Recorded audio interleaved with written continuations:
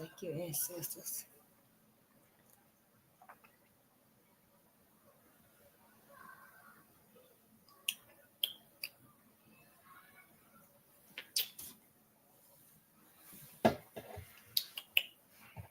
Well, that water tastes a little different from the other place. Just a little bit, but I'm going to still get my own water filtration. Good day, family.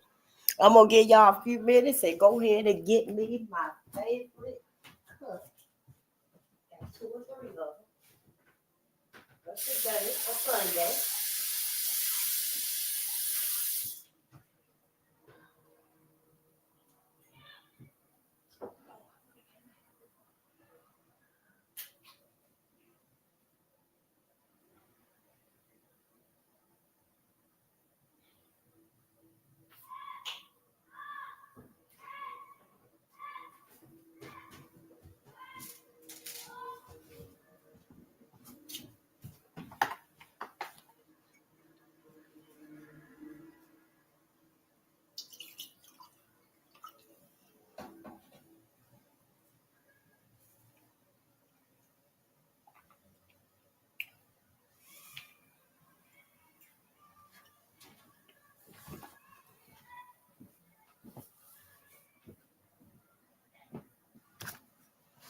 Raised on is the truth. Okay? Understand this, y'all. So go with me here. Let me put this on the screen. I want you guys to see this. Okay? From the Council of Chalcedon, which took place in 451 AD. Now, y'all have heard me teach on this plenty of times, right? Okay? You've heard me teach on this. Notice what it says. This wise, and of course, these are the exact words from the council meeting. And this is the 4th major ecumenical council meeting of the Roman Catholic Church. Roman Catholic bishops, y'all, not African conscious people, not Africans. And again, I want to emphasize, okay, African people, okay, the sons and daughters of Mother Africa literally had nothing at all to do with the compilation of the Bible. Africans, when y'all gonna understand that? Okay, so the things that you quote and the things that you live by were actually written by the very people who committed the most horrific crimes in humanity against us. Mm-hmm. And yet you want to believe in the religion that they gave you. I did it. And the reason why I believed in it, because I was taught it by my parents. Do I got Dr. Ray Hayes? Nobody asked me. Nobody asked me. This is the box of journals. Accept this with all of our journals in it. Okay. Hey, and then of course we I like to listen to Dr. Ray Hagen's on Sunday. Hey man, my choir was a bad choir. I said I wasn't gonna do that no more. So between the music, I mean, we had put his live on there, but I like to listen to him. I could put the captions on for a few minutes. And I ain't even no captions on this video. Maybe to record. From the Council of Chalcedon, 451 AD. Now we know the Council of Nicaea had the dealings with the name, with the picture of Jesus Christ, Cesareo Borgio. But this Council of Chalcedon, we're going to have to look at that right there too. He just said it, the whole manipulation, the greatest travesty crimes against us. Establishment of religion. Yeah, I'm going to have to go through this and get these books out of here. That's what it goes on to say. For its teaching about the Father and the Son and the Holy Spirit is complete. And here's the key part. This is where I chose the subject from for today. And but I do need this one now. The saving creed that they came up with. This gonna be a whole project. It's gonna be so fun putting everything together and stuff. Hold on. Let me to those clear my nostrils. I like to breathe deep. Now, Notice how that's worded. It didn't say it sets out the Lord's becoming human. Period. It didn't say it establishes the fact of the humanity of Christ. It doesn't say that. It says it sets out the Lord's becoming human. Yeah, I went that way and came back that way. This apartment is really nice. Ain't no sunlight coming directly in it. But I think I could like it. To those who faithfully accept it. In other words, what these Roman Catholic bishops wrote. And see, I'm not even pointed towards the TV so that we can see it because I got a lot of stuff over there right now. But good day, family. It's good to see you. No, I can't see with these glasses. I got an appointment coming up to get rid of this bifocal because I don't know where to look like this or like this sometimes. It's very difficult getting used to bifocals when you ain't never had them. I remember when I first got bifocals, I literally fell down the steps because I missed a step because of the bifocals. It's something different when you get older and stuff. You know, we want to do it gracefully. I want to age gracefully and stuff. So, you know, I'm just trying to be better, do better, think better about my people, myself, my life. Why am I here? What do I want to leave here when I leave, when my human experience is over? You know, what do I want my legacy to be? What do I want to leave here for my friends, my family, my people? This is what this whole experience is about, y'all. Why are we here? What's our purpose to be here? And it's to have Black babies and to heal Black people. I mean, you can break it down into other things. It is a very broad, if your perspective is like that, it could be a very broad question. But for me, breaking it down to the simplest form of what that question means to me is to have Black babies and heal Black people because I'm Black. And I imagine somewhere among other groups of people, somebody feel the same way. They there to heal their people. Like the Indians that we call the Indians and stuff. And we know they went through a whole lot. And you could say that the Indians to themselves, they here to heal themselves. They here to make sure that their people are here with every other groups of people. I imagine, I don't know. If you really want to get down to it, you should have been asking white folks before they did all of that distracting and breaking up of natural groups of people. We were a group of people, our own people. And now we don't know who the hell we are, where we belong, who we belong with. So, you know, I just see a need that needs to be filled. And that's why I'm here, to help us understand what we're not getting out of all of this. I really don't know why I see it totally different from other people. I just do. Y'all got me some honey water. Honey water is supposed to be good for you. I'm just going to have a cup. I had a cup yesterday, but I couldn't really tell and stuff. I'm just going to have me a little cup of it and stuff. Just try to do better. I'm in a better place. You know, we all in a better place. If you woke up today, you in a better place than you could be. I mean, it's truly like right in our face. You know, what's happening in the world, what's happened to our people. And we got to ask ourselves, you know, where did we go wrong as a collective? Why we ain't never had no come up for us? Why we ain't never had no good tidings for us, no good feelings and unity and building? For crying out loud, I think I still be in culture shock when I go out some places and I see, you know, other groups of people got their whole community. You know, right over here, you can go down on Lake Street. And honey, you got at least 4 or 5 blocks, I guess. And yeah, it looked like a mini mall on the inside of it. And I was like, oh, my ancestors. You ain't even got to go to the Mall of America no more. Nope. You ain't got to go to Northtown Mall no more unless you go in there specifically for something. Other than that, you can go right on down there to other people's. Got they, you know, and I ain't hating on them and stuff, but I'm just saying here, where is ours at for us, Black people? I mean, just to look at it, how other people have come over here in our community and set up shop just to look at it and be able to see it ought to be very telling to us, especially if you know you got them skills and you got them talents and stuff, you got your financial income and stuff. You should be set up in our community so we can come to you and patronize you. Baba Dick Gregory said that it were black people that pushed him on down there where white folks was at.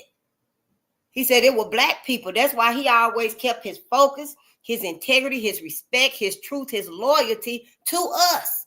Even when he made it to the spotlight, Baba Dick Gregory said it was us that made all the difference to him.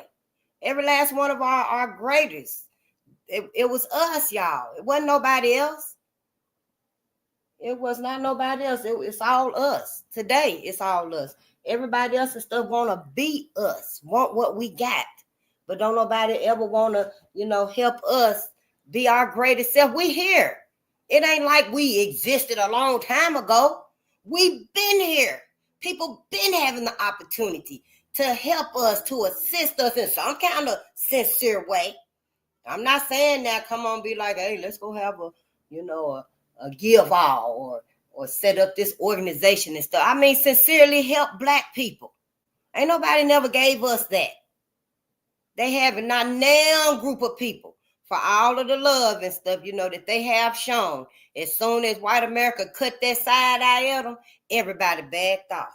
Now, they might have kicked that ball over there to you, and didn't nobody know they kicked it. But other than that, they didn't just step out and say, hey, we need to make sure black America is okay before we make sure anything, we go any further. For us and all us society stuff, we need to make sure black America going to be all right too. But see, ain't nobody ever done that. And now, I still don't see them doing it. Yep, so Babylon must fall. That's just it. The ancestors told me they keep forfeiting the opportunities to stand up for all the travesties, the crime, the inhumane actions that's been done to us, and they still ain't doing it. Yep, and the ancestors said, in face, we still need you. Get your ass out there and read. Tell everybody about us. Let everybody know. Remind my people. That's what they telling me. So I got to keep coming on here reading. And trying to figure out how can I read a little bit more, read a little bit faster, compact this song so that I could get what they need to know out there. And it's a lot. It's a lot of them. 100 years of lynching. You might see your last name, your mama, your daddy's last name in these books. We don't know. All over this country, this blood, this ground is just saturated with blood. Our blood is just saturated. It can't be hidden no more. It's got to be told. Oh, that honey water is good. And since I don't mind, I love reading. I don't mind talking about my people and letting my people know, what's going on and stuff with us and what we supposed to be doing as I see it. I can do this. Yeah, it take me a little time and stuff because it's different, but that's all of us. That is all of us. And today, y'all, well, I don't even want to do the fundamentals and stuff, but I'm Facing Nation. We on Bolden Unchained. Yeah, I'll wait till I see some shouts out and get some shouts out and stuff. And we're here to assist Black America and Black media. That's why we're here. We look at through a spiritual lens, loyalty, resilience, and education. Because for me, those things are important. It's others too. I don't know if I got those from someone and they resonated with me or I put them together as they resonate with me because there's so many of them. But I just wanted to pick 3 profound lenses to look through spiritually. And that's loyalty, resilience, and education for me. I know who I'm loyal to. At this point in time, I know exactly who I'm loyal to. And I won't be swayed. But, it's still important to me to look at it through that lens, that spiritual lens, because as a collective, we don't know. We can't discern between all of this madness that's going on. So, loyalty is one of my spiritual lenses, and resilience, because who else? Who else right here? And all these people that done came to this land, to the United States, that's on this land right now, and I know a whole lot of them done been through wars and genocides themselves. But honey, they ain't acting like it. They motherfucking asses ain't acting like it. Hell, they come over here and act like, oh yeah, we can get with this. Let's just ride on Black America. As long as we can have a better life. That's what I'm seeing out of everybody. So I just want to say to Black American stuff, you on your own. You the one got 100 years of lynching that ain't been addressed, ain't been healed, ain't been talked about, ain't been no amendments for it, no atonement. You the one right here on this land in the United States, in this whole world. I'm about to say, Black American, Black Africa, you the ones that desperately needs to find your identity, who you loyal to, and need to know yourself and where you go from here. We can't even get along with us because of what happened. But that itself gonna have to be put aside, because cosmic energy and, let's say, the Earth's magnetic field is bigger than Black Africa and Black America, individually or collective. The cosmic energy, that magnetic energy is bigger than all of us together. We're gonna have to put that to the side. Our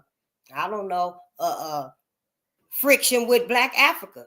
Yeah, we're gonna have to put that to the side and stuff, because it's bigger things that we're gonna have to put together so we can exist and harmonize Earth again. Earth has to be harmonized again, y'all. The cosmos got to be harmonized again. I didn't know that Black people were the harmonizers of this universe. This universe right here, that's what it said. Black people are the harmonizers of this universe. And it say nothing about the multiverse out there. I'm pretty sure it is, because we come from the cosmos. So I'm sure it meant that too. But for right here, and we in the thick of this madness. So yeah, we got to get right. I don't know. All I can say is just start fasting a little bit.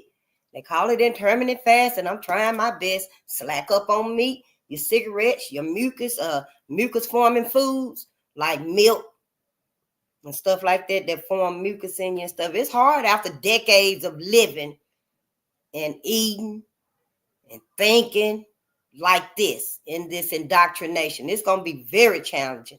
Probably one of the most consistent challenges we're going to have to stay on top of.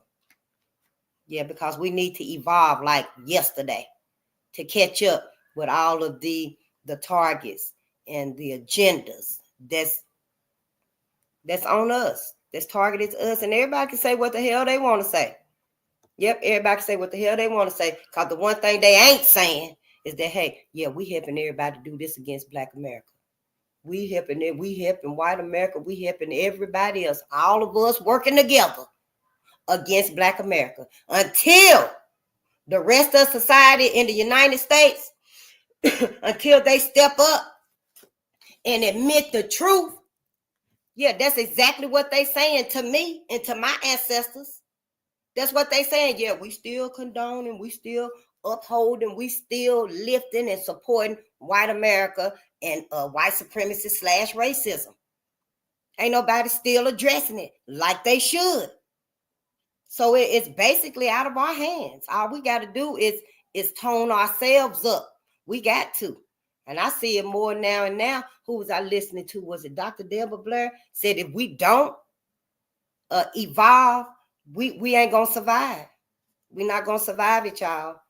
So we're going to have to evolve and stuff. Honey, I'm like, shit, if I see somebody out this way with a cigarette, maybe I could get a single, but I ain't even looking for nobody for a single cigarette. Because if I do, I'll go and be like, hey, how you doing, my brother? Let me give you $1 for a cigarette from you. And we're going to sit here and talk about Martin and Malcolm, somebody, while I smoke this cigarette with you. But I can't look at it like that, because them cigarettes is another tether that's going to keep me from evolving to my highest. And y'all, all this artificial intelligence, it's against you too, Black America. Everything is targeted against you. You the greatest study on this planet, in America, right here, right now. You've always been the greatest study. Who was it? Dr. Layla Africa said that every 3 years, they have a conference on melanin. That's what Dr. Layla Africa said. Everybody and their mama at the damn conference, probably, but black folks. I don't know if women there and stuff, but he said that other folks was at the conference and stuff, but black folks weren't no black experts, black scientists, engineers, nobody at these conferences and stuff. Because we the greatest study ever.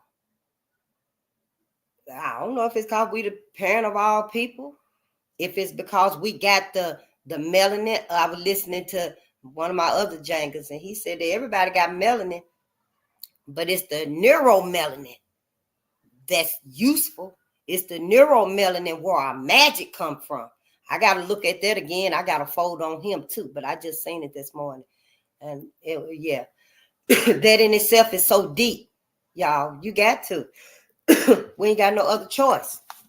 So don't. You either succumb or hell, you get your ass up. We either succumb to this or we get up and do what we supposed to do, what we here for. It don't mean that we against other people and stuff. I ain't against other people and stuff. I think you can have some beautiful babies together. Indian and Indian, white and white, Japanese and Japanese, Chinese and Chinese. I think they got some beautiful babies and they need to keep them. They need to have them beautiful babies that belong to them. We need to have our most beautiful babies. Our black babies, honey, that just look at us and we can almost telepathically communicate with each other when they in their infancy and we just really bonding with them and in tune with them and stuff. It's like you can almost communicate with our babies. That's what I love. That's what my heart at. My nurturing is at. It don't mean that I be like, kick a puppy or some shit like that. It just means that my heart resonates. My empathy, my love, my faith, my loyalty is to black babies. I want to have black babies. Well, not no more. Yeah. I don't have mine, but yeah. I want some black twins, twin grandbabies. I mean, idea what it is. If they come with some other race and stuff, I'm going to love my babies anyway. But my daughters, if you ever see this video, please have all my grandbabies black. From here on out, I love my babies anyway.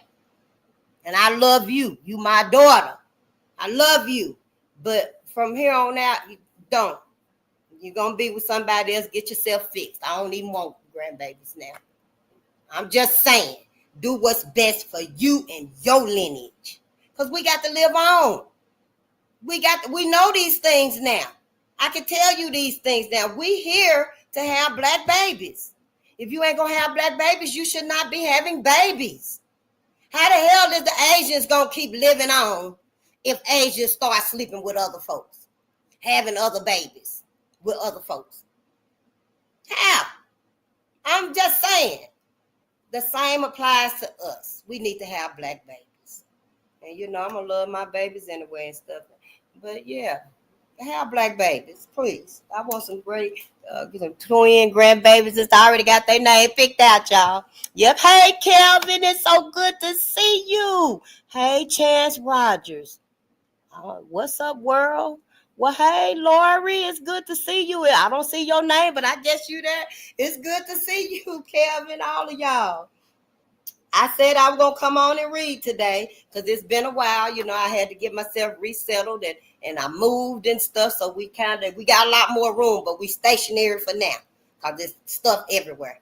You wouldn't even believe how much was in that little bitty apartment, that little efficiency apartment. I felt like that movie, what was it? Dirty Dancing, when they said don't put baby in a corner because we just in that one little bitty corner. I couldn't go no further than that. But that's what it was. And so to do what I wanted to do, what I've been talking about, get our garden. We need to get an inside garden started. I needed space for that. I did. I couldn't get no garden started in that little efficiency apartment, maybe put it in the windowsill. But after that, it needs room to grow. It needs space too. And so, now I got a place that's got a patio and yeah, it's all, I got parking. I don't have to worry about meters and all of that bullshit no more and stuff. So it is some pros to it and stuff. Ain't no direct sunlight. I love the direct sunlight, but it's okay for now. I can deal with this right here. Get started what we need to do and stuff, and Yeah, and we could go ahead and evolve and stuff. Cause I hope y'all doing these things, getting your garden started and stuff. Even if it's just going to buy a plant that's already growing. Yeah, go into one of the herb shops and get you a ginger plant that they already done started. And sister, brother, get your business. You got a green thumb, get you some little seed cups and get them started. I can come through there and buy me 2 or 3 of them, and that way I can get started too. Because a lot of us ain't got the green thumb. I didn't know I had it. I think it was like 2019, something like that. I was listening to Lady Led and Farmer Led 73. And honey, they got me started. They inspired me so much. I had a small garden in my other apartment. I was growing greens, onions, tomatoes, carrots. Yeah, I had it growing and stuff. I got pictures on my old phone. But then in this efficiency apartment, it just didn't work out there and stuff. I guess I just, wasn't able to keep it up. And so now just talking about it and stuff, you got to get where you're supposed to be at so you can make things happen for you. And it kind of, you could say, I downgraded, but it was an upgrade too. So it kind of balances itself out. I give up this direct sunlight so that I can have a patio. I can have a larger space to work with. I can have parking out here for my car. So, it kind of balances out and stuff. And then it's temporary anyway, because we all need a homestead. If you already got your land with your house and stuff on it, go ahead, throw your onion out the front and a tomato out the back, potato out the back, or pepper, whatever. You can walk around your whole house just dropping seeds. Yeah, I'm going to put some carrots right here. Let me throw some cucumber seeds over there. Get the babies to do it. Help you get your garden going and stuff. I can't wait to my grandbabies and stuff. We got room to work with now because I want to teach them. I'm learning from y'all things that y'all doing with y'all's and it's proving successful too. So I hope you're learning something from me, and then let your friends and family know, because I'm learning from y'all. And what brother was saying before I get to the fundamentals and stuff, what brothers was saying, our brother was saying that he teach his daughter, his little girl, how to fix plates and stuff at dinner, set the table and stuff like that. But some other, I guess, friends, family in his circle and stuff kind of felt like he was embellishing her, or they had a little envious streak in them. They didn't really understand it. And he did, but not to the point of collectively using that knowledge, that skill that he had, because him and his daughter are going to be the ones to help others and inspire others to start doing that with their daughter. So, when my babies come over here and stuff, I want to start doing that with them and stuff. And so, and then, when they little friend come over here, they little friend that's in the program, they be going cheerleading and whatever them little kids be doing at these programs and stuff like that. Then, they'll be like, here's your plate and stuff and your silverware to come and set up your plate. And, they'll be able to do them things right there. That way no one feels excluded. We need to feel included in stuff. We got to make each other feel included. When you see your best friend is like, what's that Shay doing over there? Oh, she's setting the table so we can get ready to eat. Oh, she getting the skillet and the potware and stuff out so we can cook our little dinner, make our salad or whatever. Oh, Don't just let it end there. That's when we got to take the initiative and be like, it's easy to get them to do stuff that's beneficial for them. And we can praise them along the way, and we can help them along the way. That way, sister won't be over there saying like, really? Oh, it sounds good and stuff. Because, see, we done included her in it. We got to do that for each other. White folks done fucked us up so much and stuff, shit. Your ass act like you jealous of somebody else's shoes. I mean, for real. The way society going right now, you ain't gonna have but 2 colors to pick. Brown and black. That's it. Brown and black. We ain't gonna have the luxury of what you want on your salad tonight. What kind of meat y'all want? You want chicken tonight? No, I want steak. You ain't gonna have that no more. No, you're gonna have to be like, what's that? What stir fry we want tonight? Y'all want carrots in these stir fries, or do you want mushrooms? Because it's finna get down to basic. So whatever you can produce and grow and create for you and your family, that's basically what you're gonna have and stuff. And you better not wear them red, white shoes outside. when it go back to brown and black, you better wear them in that house. Or I don't know if you're going to walk from room to room in them. But as soon as you step outside with them Adidas or whatever, I love Adidas, yeah. Them about the only name brands you'll see me wearing and stuff, if I get them. If I get them. But I'm just saying, the way the world is going now, y'all, it's finna be like, damn, black and brown. Them your two choices right there. That's what everybody done let it get to. Shit, don't tell me what I see. You may see something totally different. Please tell me. Because what I see over here and stuff is like, damn, they've been going hard on Black America for all this time. All of this time. Who was I reading? They said it was 1966. We was okay. The black family had structure. But then when was it? 1980s? It was roughly 40 years, 50 years, I think. And it was less than half. Black families had two parents. Less than half of, I guess it was like 47%, 43%. It dropped significantly. I'm going to find that book I was reading. It might have been Hill that was talking about in that book. But yeah, so we got to get us back on track at all costs. At everybody's motherfucking comfortability. I don't care who got a problem with it. Me and my people need to be concerned about us. And that's what I'm concerned about, my people. Yeah, I hope that y'all take care of your beautiful babies. I ain't saying that. I'm just saying that, hey, we don't need to be having babies with everybody. We need to have black babies. I ain't racist and stuff. I am motherfucking suspicious. That's what face is. You get it right about me. Honey, if anybody is reading and doing any kind of research of what my people been through, you can't even come and try to question me about a motherfucking thing, how I feel, what's going on with my people today, allegedly 2025. Sure can, because I ain't going to let you. My ancestors ain't going to let you. I hair up and call Khalid on your motherfucking ass. I sure will. Yes, honey. Fannie Lou Hamer be standing in your face. Yep. So let's get to reading this stuff. I know. It's so good to see everybody. I'm going to go on and put my thing on because, I don't like to be concerned with the numbers and stuff.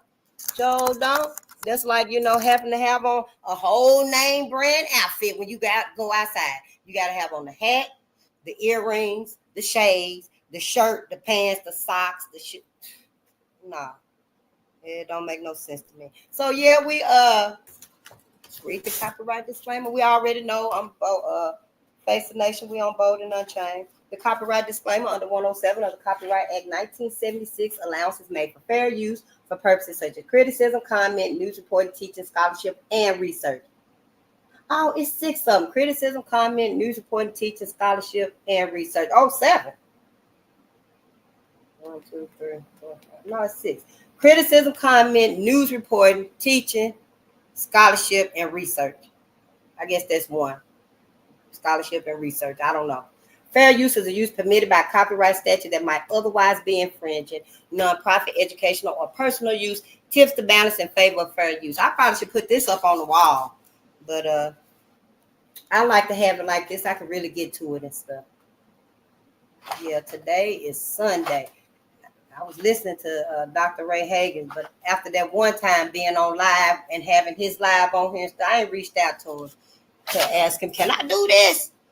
Because, it took me this long, over 10 years, to get back to this man's teachings and still having his research and stuff, notes that I had took from them is very telling.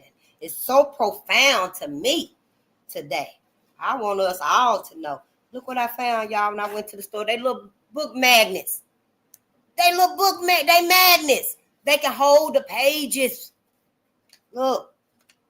If you decide to make some of this like this for your journal business, and I be coming to get my journals and stuff, have it where maybe you can pull something out and it'll let you know where your page is at, where you at in the page and stuff, because I be losing my page sometimes. Although I could go to the side with it, but I just got these this morning. Yeah, you could get anything you got and stuff. Go ahead and get it together because we need it. And my brothers, sister at home right now, and she would love to have some artwork, some utensils if she loved to cook or whatever. I mean, just go to us and get these things. because we need to find a way to sustain ourselves now. That's all. We just need a way to sustain ourselves. More dirty little secrets about Black history, its heroes, and other troublemakers. This is volume 2 because I do not have volume 1. This is by Dr. Claude Anderson and his son Brent. He had like 5 books for one price, but now when I went to look at it to order the books again, it wasn't 5 of the collection that you got to buy them individually. But they like maybe $20 a book, 23, 22, it depends. Yeah, but you could go get them and stuff, because my hope is that we'll all be reading together soon, and helping each other and stuff. And even if we ain't reading together, read to the family at home. Can't wait till my grandbabies come over here and stuff, and we all get to reading. Oh, honey, I can't wait till my turn come up and read, because you already know. I'm going to be the one to let them know, hey, you could be yourself when you read. When you reading to me, I want you to take me someplace. I'm just saying. Don't be reading all stoic to me and stuff. Let yourself be free when you read. When you reading, you telling knowledge. It's not just a story. Well, what I be reading and stuff. This is knowledge. This is facts. You see, I don't want you to just feel like, Charlotte's Web. The spider climbed the wall, or the spider made a spider web, or some shit like that. Now, I want you to actually see. And if you can, to be whatever you reading and stuff. Be in that book. Take that person that's listening, your listener, take them there when you reading. I mean, you get that Sarah Rector, honey, you start reading Sarah Rector to your baby. Yeah, you take them there. Don't you keep them stuck in that old nonsense and stuff. Yeah, you take them there so they mind can visualize it. I ain't got them books out either. They in the grandbabies' books and stuff. But let's read The Woman's Vote, the non-Disney version. The 19th Amendment to the Constitution was passed in 1920. Supposedly to give women the right to vote. However, in fact, land-owning white women have voted for centuries. Yep, long they had land, they can vote. I guess that's what it's saying. It said, however, in fact, land-owning white women have voted for centuries. As early as 1776, white women who own property routinely voted in Massachusetts, New York, New Jersey, Rhode Island, and Pennsylvania. So, where's all this helping white women and stuff come from? I did begin to hear that was a lie to trick us. It's called feminism, I think. I don't know all these isms and stuff, all these labels and terms and shit. But for everybody to jump on and help, what women needed help? We needed help.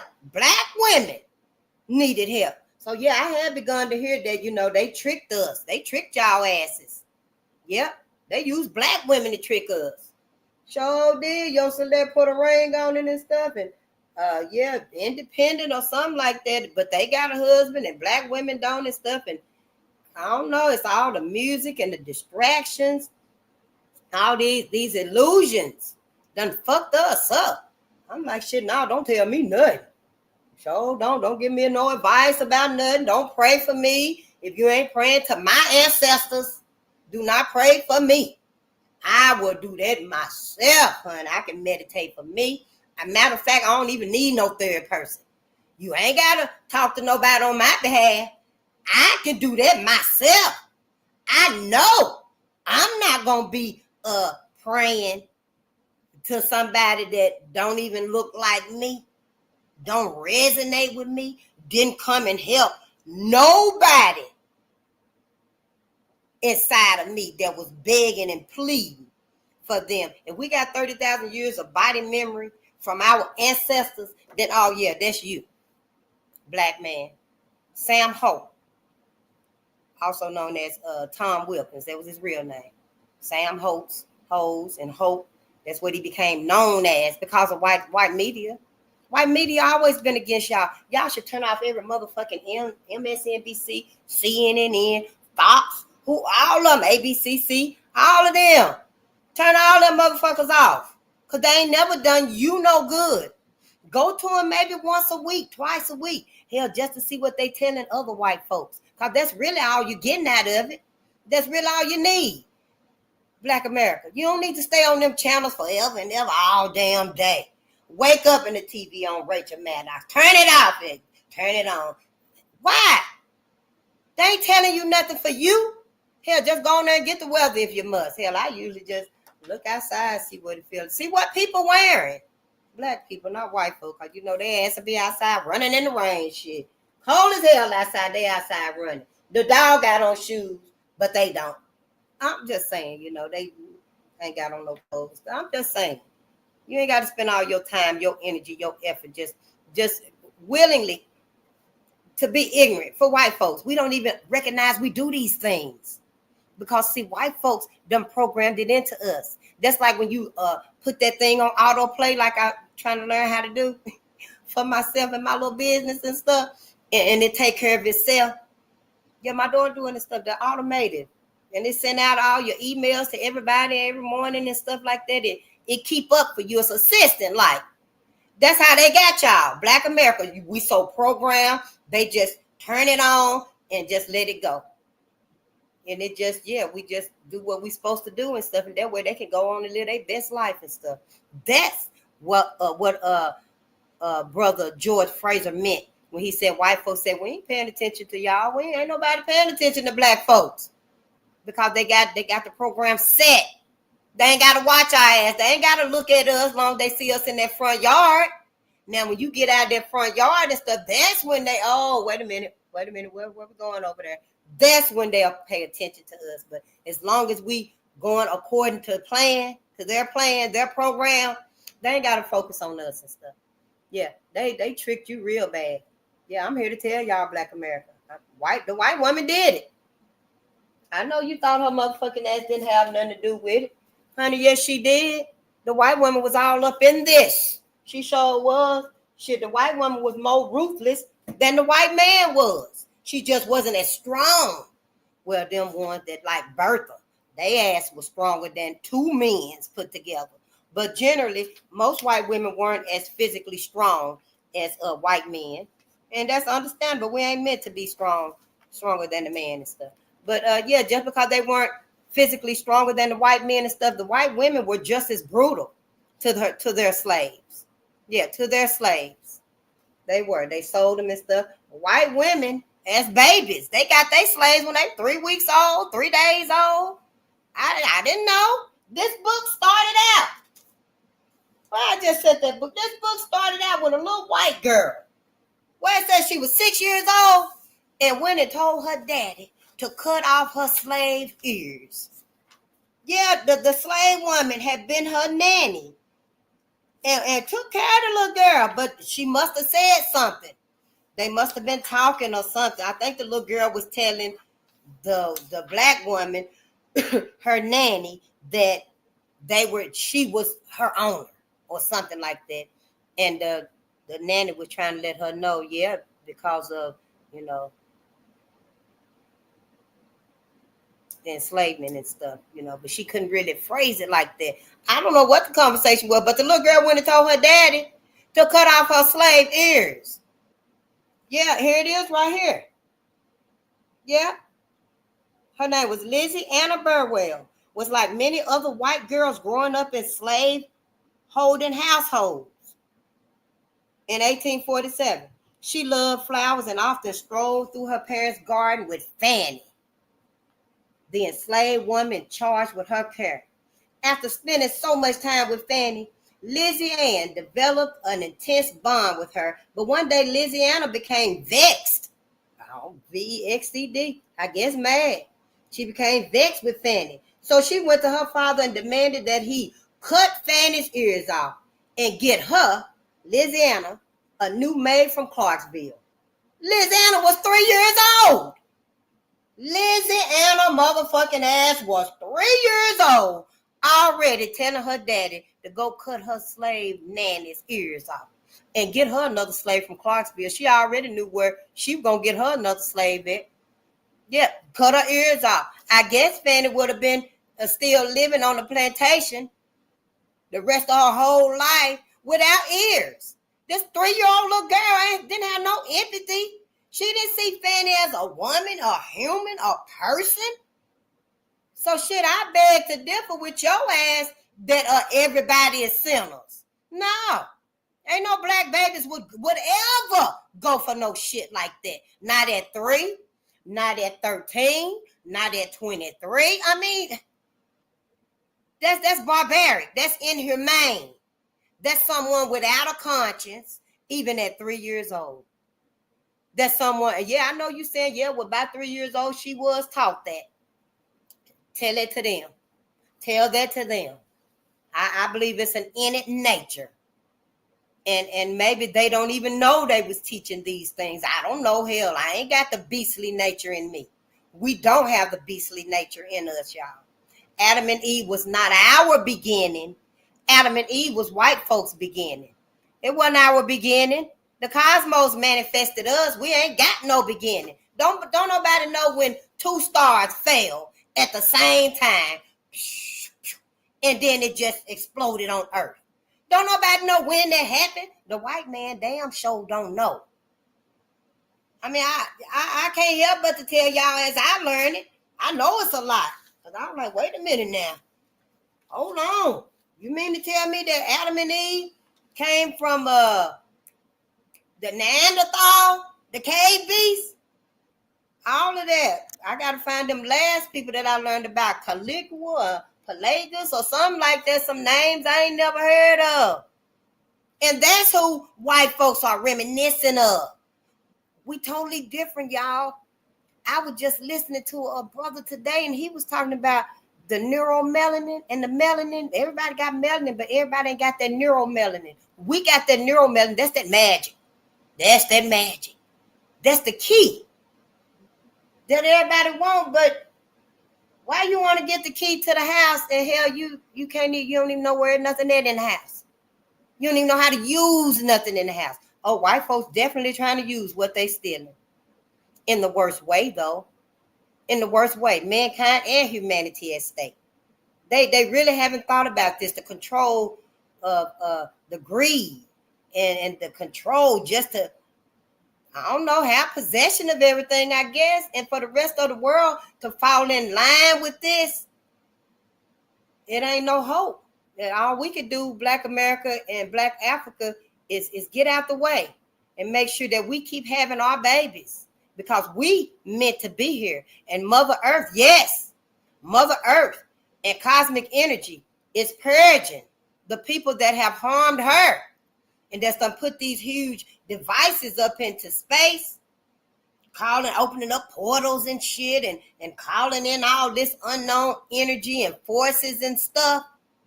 They ain't supposed to be tampering with all of that.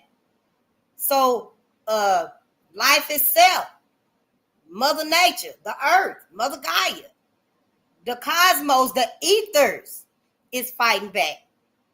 And if we don't get ourselves on code so that we harmonize with Mother Earth, cosmic energy, with that natural frequency of this planet, we ain't gonna survive. We won't survive it. We got the keys, the tools to harmonize with the universe because that's who we are. That's not who everybody else is. Some people had a potential to be close to that. White people just ain't even got the potential to be close to that. They just don't. White people need to be the most sincere, humblest people on the planet because they have the less. They have less of anything, everything. They ain't never created nothing. They haven't contributed nothing, nothing more than superficial, materialistic stuff. But the fundamental necessities of life, the circle of life and stuff, it's like it went beyond them. Oh, we gonna steal this cart of groceries from that mother of 4 kids over there. She ain't looking. Grab her purse, and we gonna go and see what we can use these cards for. Anybody can steal what you got and use it. If they don't use it for good and stuff, then hell, you just fucked me and you. I mean, that's basically what white America done did. Yeah. Humanity and mankind is at stake. And I just want to let my people know shit here. Get out the way. Yeah. Do what you got to do so you survive. But let's get out the way. Let's just get our ass out the way. White women lied to y'all. Shit, I don't know, hell. You need to order these books, hell, and tell her, yeah, we're gonna start a reading class and stuff just for our family. I don't know. Don't beat around the bush with her motherfucking ass either. Let her know exactly why you need to be learning this about your history. Now, see, if your white wife and stuff and her family got a problem with you learning about your history, then you got some serious soul searching to do yourself. And this is going to come down to, you know, you're going to leave this world by yourself, just like you came in this world by yourself. We ain't going with the one that we truly love. We is not going to leave here together. You might leave here together, you know, if you die at the same time or something like that. But other than that, yeah, you going alone. You going, your spirit going alone, and they spirit going alone. I'm just saying that's what it is. We under this illusion that it's not gonna happen to us, and it's not like that and stuff. You going alone. So please look out for your own self afterlife. In this life and afterlife. You decide where you want to spend it. Don't be so afraid of no hell or what, the lake of fire. Hell is forever. Sure is, heaven is too. So, you know, a century later, with the opening of the Western frontier, white women were allowed to vote in Kentucky, Kansas, Wyoming, Utah, and Washington. Yeah. So where was all the help that they needed? They just deterred us from helping us to go help them, and they really didn't need the help. But, you know, it's neither here nor there. I guess we'll just keep reading and stuff. I don't know. In the rest of the country, white males, now other than these states right here, white males deprived white females of the right to vote in the belief that they were protecting them. Also, that's who we stepped out to help. Those that didn't have much and that was probably on the seemingly same level that we was on. But it wasn't. No, it wasn't. It was just, you know, that them white women right there didn't have no land. They didn't have no property. You know, they were with men that, yeah, knew they didn't have none. They couldn't call no shots and stuff. Viewing white women as angelic and above all other women, white men placed them in a protected class that, along with the children, would have to be defended at all costs. Oh, yeah, honey. They two of a kind, the white man and the white woman. They two of a kind. Yeah, and then you get some of them that know these things right here. And yeah, honey, they got some stories to tell. I'm just saying. Shit. But we two of a kind. The black man and the black woman ain't nothing like us. Ain't nobody on this side of the afterlife like the black man and the black woman. Sure ain't. But it said right here. Yeah, that's how the white men viewed white women and stuff. And when they come back together again, the white man and the white woman come back together again, and the black woman or the black man, whichever one you may be and stuff, is caught as that third wheel right there. What's going to happen to you? What you think going to happen to you? What do you think your position going to be? You still Mrs. Brad? You think you still going to be Mrs. Brad when Karen come in there and kick that door in and let you know, oh, yeah, we've been faking y'all asses out for centuries now. Sister, how y'all not going to know we've been fooling y'all? We've been on a mission. Now you done sit up here, you done married Brad, and it's a void marriage. It ain't really true and stuff, you know. Everybody knew it, just like these things here. Everybody in the world, it's like an unwritten rule. And then you're going to be like, yeah, man, Brad been married since high school, bitch. That shit is void. I don't know, hell, is Trump going to pull out this new constitution? I don't know. Where all this going to come from? I'm just saying it's a possibility. I don't know how these folks think. Obviously, nobody do, because ain't nobody told us, you know. Yeah, the white men placed them in a protected class that will have to be defended at all costs, and white children. Politics and voting was perceived as dirty business that white women ought to remain above. Yep. And it really ain't like they didn't want white women involved in politics because they had empathy for black people. White women didn't have no damn empathy for black people or black children, black women, black boys, black men, they didn't have no empathy for them. The white man just wanted it that way so he could have control. That's why he wanted it that way. So they lied and played on the white woman. Oh, you so faint and stuff. You so fragile. Let me go down here and take care of this for you and stuff. And you ain't even got to come down and soil your hands or your clothes, because we're going to take care of this dirty business right here. But there was a way for them to ease them lies in there and stuff too. Because remember, it was the white woman. This book told everything, honey. It was the white woman, the white women who had the slaves. See? In a lot of these cases, it was the white women who had the slaves, because don't forget, in this book, it said that it was the white girl child, the baby, that got their slaves. I ain't saying the little infant boys didn't get slaves, but it was mostly, this book, they were her property. So it's mostly telling the white women and stuff. But it was the white infant that got slaves. George Washington, his wife Martha, her ass, when they got married, her motherfucking ass had 153 slaves. That woman, she probably had been getting slaves since she was 3 days old. Who knows? 3 hours old, they just started giving her slaves and stuff. So, I don't know. White men figured like, hey, because white women got to the point where they needed a law to keep their slaves from being sold off and stuff. I didn't know that. I didn't know that either till that book told it. White men were so illiterate, trying to gamble, losing all the money and the possessions and stuff.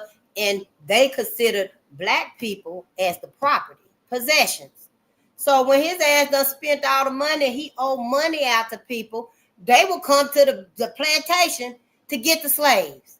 They get his slaves if he got some, and then they go get the missus slaves too. But see, the white women got smart. They were like, we're going to write this clause right here. These are my soul and beneficial slaves for me. You can't whoop them. You can't punish them. You can't sell them off. You can't take them. You can't run them off. You can't do nothing. You can't touch them because they mine. White women came up with that. They had that law for them. But then it also said that white women got almost all of 100% of the benefits from slavery. Yep, the white woman did. And we think that it was the white man that was the brutal. It was both of them together. It was both of them together. That's your Bonnie and your Clyde. Hot damn it. Yep, that's how I see it. Sure do. When the 19th Constitutional Amendment was ratified, giving the right to vote to some women, white women already had the right to vote in 15 out of 48 states. Why the fuck didn't nobody tell black women this? I'm just saying. Why ain't nobody told black women these things? Just let your ass be out there marching and marching. I admit now, I didn't march for about 3, 4, 5 years, 7 years maybe. But I'm saying black people, as a people, so collectively we have marched and went out here in the rain, sleet, snow, the burning hot sun, and done marched around in circles, done marched to this place and that place, and half of it wasn't even for us. Nope, wasn't even for us. It's unbelievable. Out of 15 out of 48 states.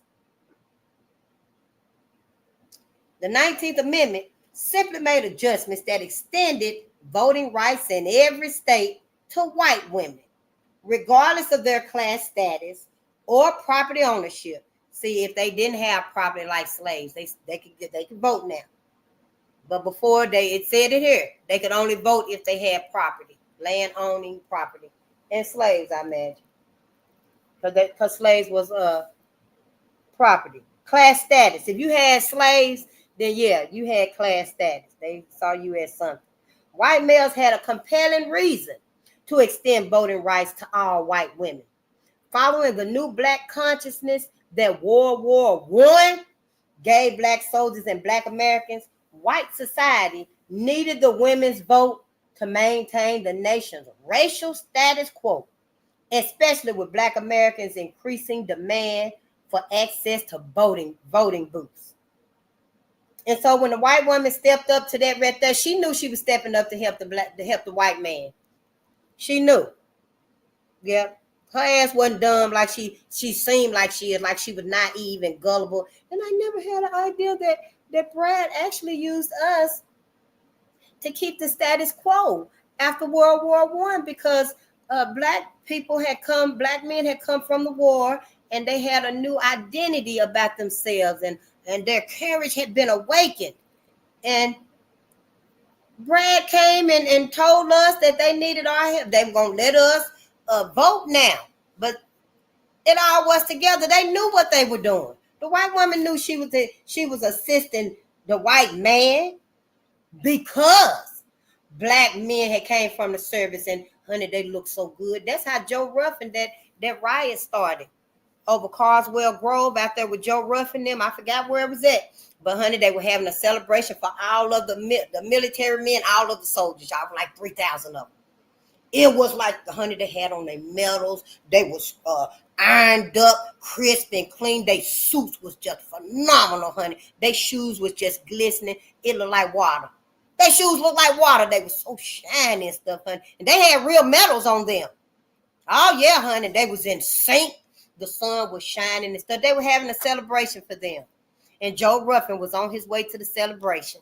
And he saw them with Sam, the boys. It was one of the brothers. Two white men had went to the celebration for what? They said they don't know. But the white men claimed they were looking for somebody that was selling liquor, moonshine. But they had a black man in the back of the car because Joe was on his way to the celebration. And he saw him. He saw the black man in back of the police car and stuff. So he pulled over and stuff because the black man was like, there's Mr. Ruffin. He can vouch you who I am. And, and he'll pay the fine. And it was $75. And see, Joe had money. Yes, Joe Ruffin was a rich black man. You might well say he was rich. White folk were jealous of him. He had a couple of vehicles. He owned his property, his house, all of his farm equipment and stuff like that. It was his. So the white man was automatically jealous of Joe. They couldn't stand him. They waited for any kind of reason so that they could get him. And that's the day it happened. Because Joe was like, yeah, I got it, but I don't have it on me, because he was on his way to the celebration. He didn't have no money on him that much anyway. And he was like, but I could get it to you after the celebration if you just let him go with me. We'll go back to the celebration, and then after that we'll come and pay it or whatever. But they said no. They didn't want to do that and stuff. And somehow the gun went off. The sheriff got out, stepped outside of the vehicle, and I don't know if he tried to hit Joe or something, but the gun went off. And the sheriff was shot upside the head. The sheriff was shot and killed.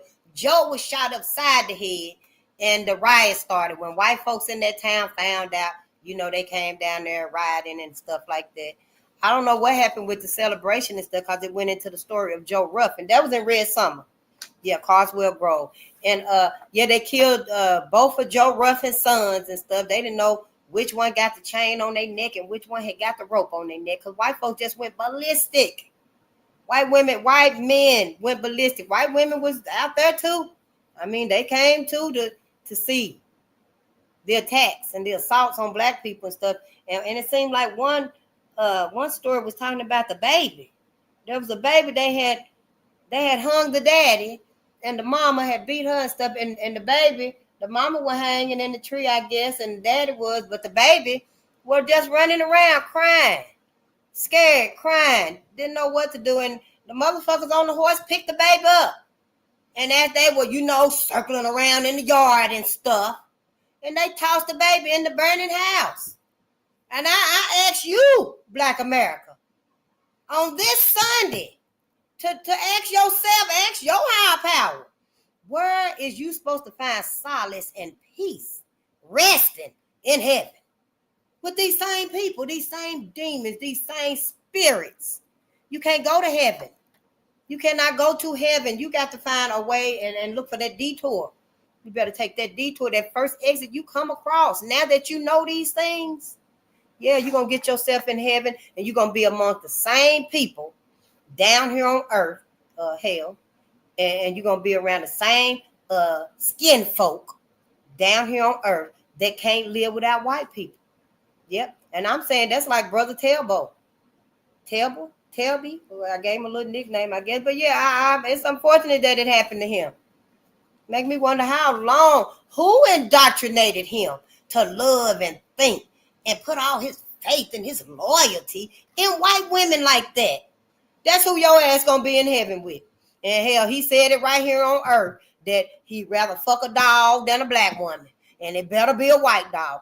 That's who you're going to be in heaven with. People with that mindset that can't see their life without white folks. And by any means, any cost, they don't care.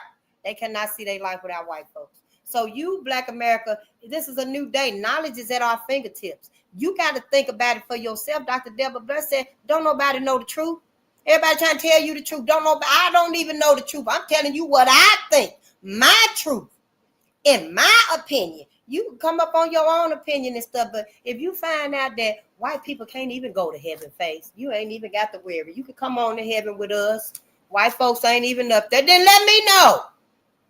You know, I'm just saying, you don't know the truth until you decide what your truth is, but you got to decide. We can't just keep going along with religion just because our mama did, our auntie did, great auntie was already. She would be ready for church the night before, got all her outfit out. The outfit's so damn big with that big ass hat, it's got to sit on the bed by itself. You better not sit on that ottoman and you see that church dress over there. Everything lined up like she just gonna snap her fingers and it's gonna be on there. Stop it else. She got the hat, the dress, the stockings is even up under the skirt. And then it go down to the shoes and stuff right there. And it's like, wow, yeah, you better not sit on that ottoman. And you see it, or it be hanging in the plastic. Well, she got it hanging up there. Yeah, I went and got it from the cleaners Wednesday, waiting on Sunday. But we the most. We are the most forgiving and the most religious, if you will. Because white folks ain't got that in them. They just don't have it in them, y'all. I'm not sorry to tell you, I'm happy as hell. I'm only too pleased to let my people know. They done lied about everything. Yep. Mm-hmm. The 19th Amendment, y'all, it simply made adjustments that extended voting rights in every state to white women, regardless of their class status or their property ownership. White men had a compelling reason to extend voting rights to all white women because following the new black consciousness, that World War I gave black soldiers and black Americans, white society needed the women's vote to maintain the nation's racial status quo. And white women knew this. While white women got full voting rights and privileges in 1920, the black female didn't get the right to vote for another 50 motherfucking years. Yeah, you heard it. For another half century, that's 50 years, because her race was more disqualifying than her gender. The 19th Constitutional Amendment was only for white women and only for the white race. See how they tricked you? Yeah, real good. A half a century after the enactment of the 19th Amendment, the myth of a women's voting bloc evolved. In reality, there has been no separate women's vote. Only in the presidential elections of Eisenhower in 1952 and Bill Clinton in 1992 did the white women's vote differ even marginally from the white man's vote, and that difference was less than 2%. White female voters had kept the faith with white men. So did similarly, black women, like white women, tend to vote like their male counterparts. And yeah, I guess you could say that's still true today, because look at this last presidential election. We voted, and our black men voted for us, but for everybody. We voted for everybody, not just for us and stuff. But and the ones that didn't vote and the ones that voted for Trump, because if you didn't vote, your vote still went to his ass. I mean, shit, that's like a no-brainer. But I think that they voted, those that went out there and did vote for Trump, I think they voted because of their white significant others, their friends, and think that they're really gathering knowledge and information, but they're sitting at the wrong table in the wrong spaces to gain the knowledge and information needed for black people. So see, yeah, they did a disservice to themselves. Black women over black men. According to the Joint Center for Political and Economic Studies, over the past 30 years, black females have increased their quality of life and life chances over black males. For example, black females are elected to public office by a rate of 5 to 1 over black males. While over 51% of the nation's prisoners are black, while over 51% of the nation's prisoners are black, 96% of those black prisoners are black men. Black female births outnumber black male births 2 to 1. Black women have a higher rate of survival, income, employment, job stability, business ownership, college attendance, and wealth accumulation. Black women fall victim to fewer catastrophic illnesses, criminal incarcerations, homicides, and black women outlive black men by nearly 20 years. For years, studies have shown that black females outlive both white men and black men. Apparently, when James Brown sings "It's a Man's World," he ain't singing about black men. Nope. Well, apparently. Black woman made a freak. It was Sarah Bartman. The Los Angeles Times newspaper on May the 4th, 2002, carried a story of Saartjie Baartman, a South African black woman who was born in 1789 and died in poverty in 1816. Baartman lived her short life as an international circus freak. She was a black woman with a physical abnormality, a very large protruding butt. In 1810, a British Navy doctor in South Africa convinced her that if she accompanied him to London, she could make a fortune displaying her body to curious Europeans. We already read this too. In London, she was dubbed the Hottentot Venus at circus sideshows, museums, bars, and universities. Public promotions proclaimed her to be part animal. She was kept in a cage and made to sing and dance in public.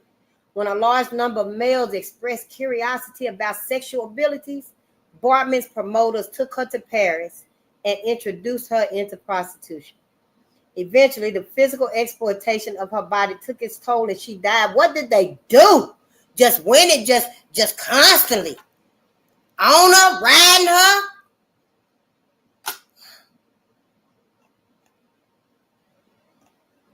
Upon her death, French and British scientists began using parts of Saartjie Baartman's anatomy to perpetuate vulgar stereotypes about race and African sexuality and to support claims that blacks were inferior.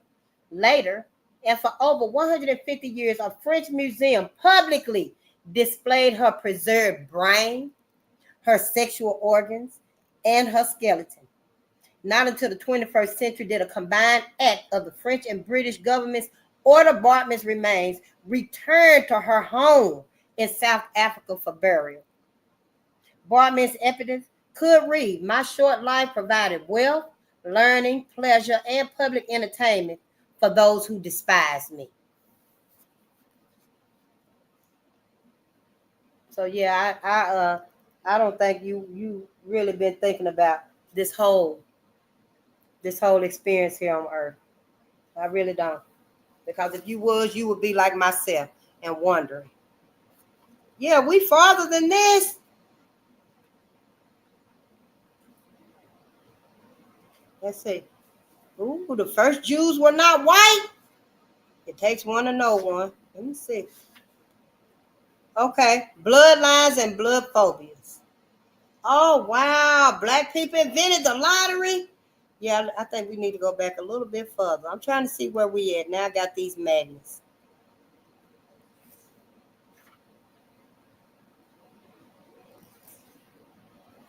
We read about Oda Benga. You know, Oda Benga was the little boy from the Congo, and they kidnapped him and had him in the zoo in the Bronx. And they sharpened his teeth down and stuff and had chains and stuff on him and them dyes and paints and stuff. And yeah, made him be in that zoo. And he ended up killing himself. People was outraged about this stuff and called and demanded for his release and stuff. And he was released, but he couldn't get no peace in life after that. And he shot himself. Yeah. Oh, well, my granddaddy's name was Sambo. That's what they said and stuff. I'm trying to find out. I'm gonna find out about this stuff. And what happened to my granddaddy? Why they name my granddaddy Sambo? Where that nickname come from? Telling it like it is. Telling it like it is humor. A white slave owner wrote in a letter to his recently emancipated slave, "My dear, faithful, loyal Sambo, that nasty President Lincoln has forced you to accept freedom against my wishes, and I am sure against yours too. But being the dear friend and self-sacrificing servant that you are, you don't have to leave this plantation. We can all live like the Civil War never happened. So stay here with us." The recently emancipated slave wrote back to his ex-owner, "Thank you, dear, kind, loving, generous master. But I reckon I'll have to go on and leave. But before I go, I want you to know that I will always remember you, the SOB that you is and always was. Anonymous." Yep, Sambo. And in the beginning of this book right here, it was telling about how Sambo was used for those who, sacrifice our people and stuff. And I don't know, I guess we was snitching on us and stuff, and giving us up for white folks comfortability and their pleasure and stuff like that. So it got me wondering, wait a minute now, my granddaddy's name was Sambo, my great granddaddy. And I want to know, I'm gonna have to ask somebody before it's too late, where did that name come from? What happened? By the time I was born and stuff, we never did talk about these things in my family. See, they never even told me then that my great grandmama was Cherokee. All they had to say was, "Face, we get that you feel for the book roots," because I was just a little girl. But great grandmama Eileen didn't come from Africa. Mama's mama was here. Then that would at least gave me some perspective, because now I'm just learning it from the scrap. Yeah. We just didn't talk about them things and stuff. And like a lot of us did and stuff. And now we got to. It's going to be a whole lot of other things we ain't going to get to talk about, but we need to. But right now we got to talk about what's needed to heal us. And that's white America and black America. What white America done to us. That's all the trauma, the torture that we never got our healing from. A real life Monopoly game. I was listening to, was it Dane? It was somebody, they were saying that, yeah, we need to get the Monopoly game. We had one when we were kids, and it'll teach us about property owning and stuff. That's a whole lot. Let's read and see what this is saying. A real life Monopoly game. And Dane is good. Callaway. Yeah. Land ownership was second only to owning black people as the primary generator of wealth, social status, political power, and voting rights in America. You heard me right. Having a slave was more than having land. Yes, honey, you can have land galore. But if you ain't got no slaves, but you got slaves and a little piece of land, you might as well have all the land in America. Because them slaves generated more wealth. That's what it said. Land ownership was second only to owning black people as the primary generator of wealth. It gave you wealth, social status, political power, and voting rights. Just to have slaves and stuff. Just like in the board game Monopoly, whoever owned and controlled the most and the best land and the businesses on the land could play and win in real life Monopoly. Black ex-slaves never received the 40 acres and a mule they were promised after the Civil War. Moreover, white people used various legal and extra-legal means to deny black people the right to acquire and to hold public lands. They sure did. But through sheer determination, that's that resilience we learned about, y'all. Black ex-slaves managed to purchase land. Much of it was poor, low quality, inaccessible, and overpriced. But by 1920, black people had acquired approximately 20 million acres of land.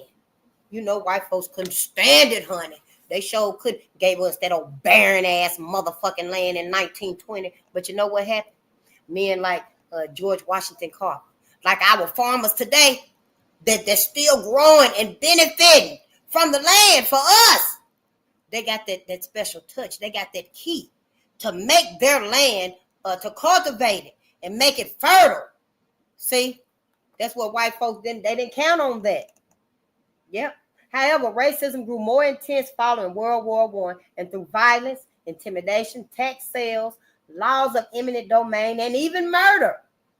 Over 19 million acres of land was taken from black landowners by the mid-1950s. By 1920, we had 20 million acres of land. That was 1920. Honey, by the mid-1950s, it took white people 30 years damn near, but they took all of it but 1 million acres. They, out of that 20 million acres, them bastards took 19 million acres. They showing the fuck did. It took them 30-some years, but them motherfuckers did it. See, that's how they dog you. That's how they dog you, Black America. They don't let up on your ass. No, they sure don't. Them some motherfucking beasts, I'm telling you. Showing the fuck is we should have never stayed with they among they goddamn asses when we got physically freed from them. Now this may be your very last chance to get away from them, to extricate yourself from white America. Black people can't be with white folks. We can't coexist together because white folks are against it. They've never been a supporter of that. It ain't our fault. We've tried everything we could. As far as I can see, we've given up all that we could. We've sacrificed all that we could. We ain't got no more to give. Other folks gonna tell you that's a lie. Yes, you do. We got some more to give. We can still be 1 and 1. No, we can't. They lying to your motherfucking ass for another 10 or 15 years. They lying to you. It's time for us to put the love, the faith, the loyalty in us now. I'm just saying it like it is and stuff. This hell is allegedly 2025 if it really ain't 1965.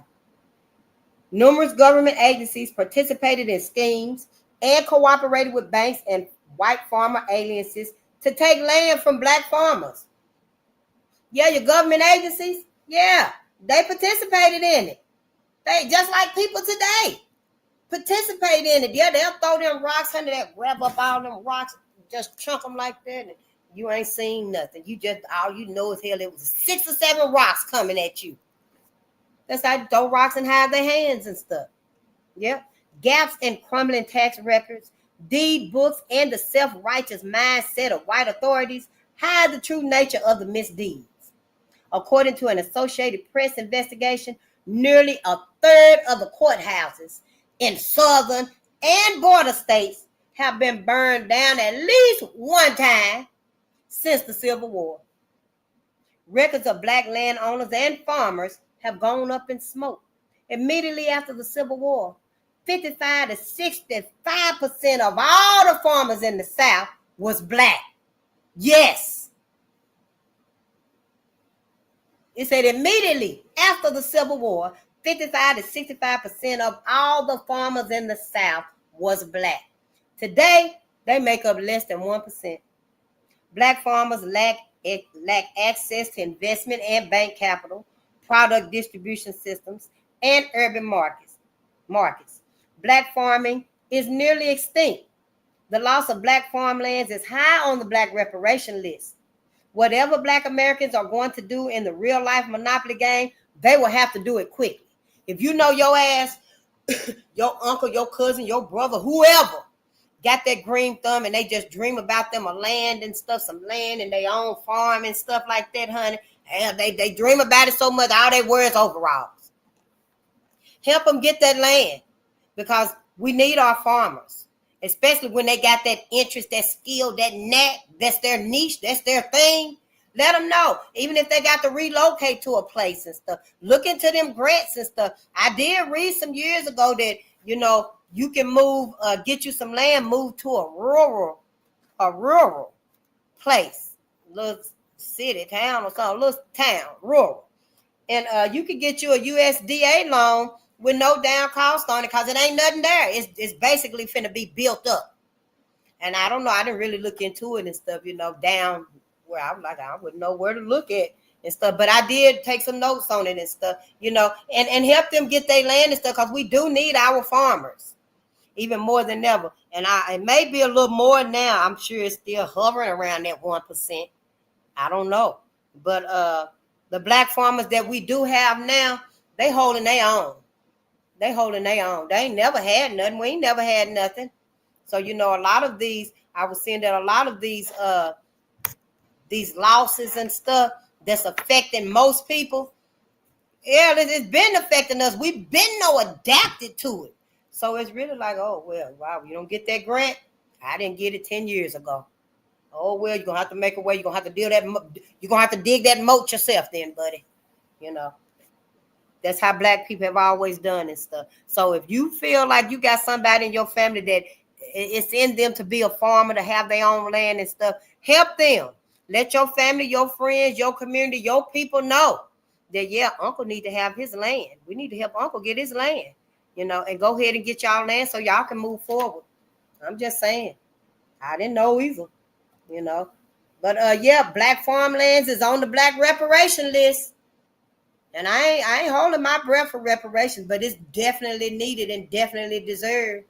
You know, to go ahead and cut that check right now, it probably would alleviate, I ain't gonna say a significant amount of mercy. It probably would give a significant amount of mercy, but it would probably lessen the payback that's coming for all of these tragedies against my people. You know, white people they gonna have to do something, you know, for themselves to gain that mercy. Yep. But whatever you're gonna do, Black America, you got to do it now. In the early 1980s, conservative whites, that's what it said, began using strategies such as gentrification, regionalization, I never heard of that word before, municipal sharing, that one either, privatizing, eminent domain, and cool cities to take back ownership and control of lands in black urban cities. Them son of a bitches. You see how they go behind your back? Not only do other motherfuckers come over here and set up shop, but white folks got it where they take back whatever they want from you. Yeah, we got to it. We can't get it. We get you with Route A. We'll go over here, take a detour here. We're going to get your ass with Route B or Route C. It never stops. The manipulation never stops. And look, today, they rolling shit back so fast and stuff. If we don't teach our babies, if you don't seriously teach your babies, they're going to be like, yeah, you mean Jesse Owens really lived? He existed? He was a black man? Folks ain't going to, your babies, your great-grandbabies ain't going to know. Because they erasing everything. How is you black America? And white America, you too, since your ass letting it happen with your own daddy, granddaddy, cousins, brother, them your men's out there doing that bullshit. How y'all going to replace this? Everything that you're erasing, how you going to replace it? How the fuck are you going to replace it? So where the fuck are we supposed to go together? You tell me, where are we supposed to go together that your ass can be trusted? No. I'm telling you, black America, you better call on your ancestors. You sure better, honey. Vengeance belongs to them. Yeah, say whatever you want to say. You better hold that book or that white man's book. You better hold it under one arm, because for this right here, you need the black Bible for this. Yeah. That's just a new national movement has established white-controlled land banks in every major urban area in the United States. And along with natural and man-made disasters, they will eventually make blacks landless with no land, like the Palestinians in the Middle East. A new national movement has established white-controlled land banks in every major urban area in the United States. And along with natural and man-made disasters, they will eventually make blacks landless, like the Palestinians in the Middle East. In the game of real-life Monopoly, losing players either go bankrupt or they go to jail.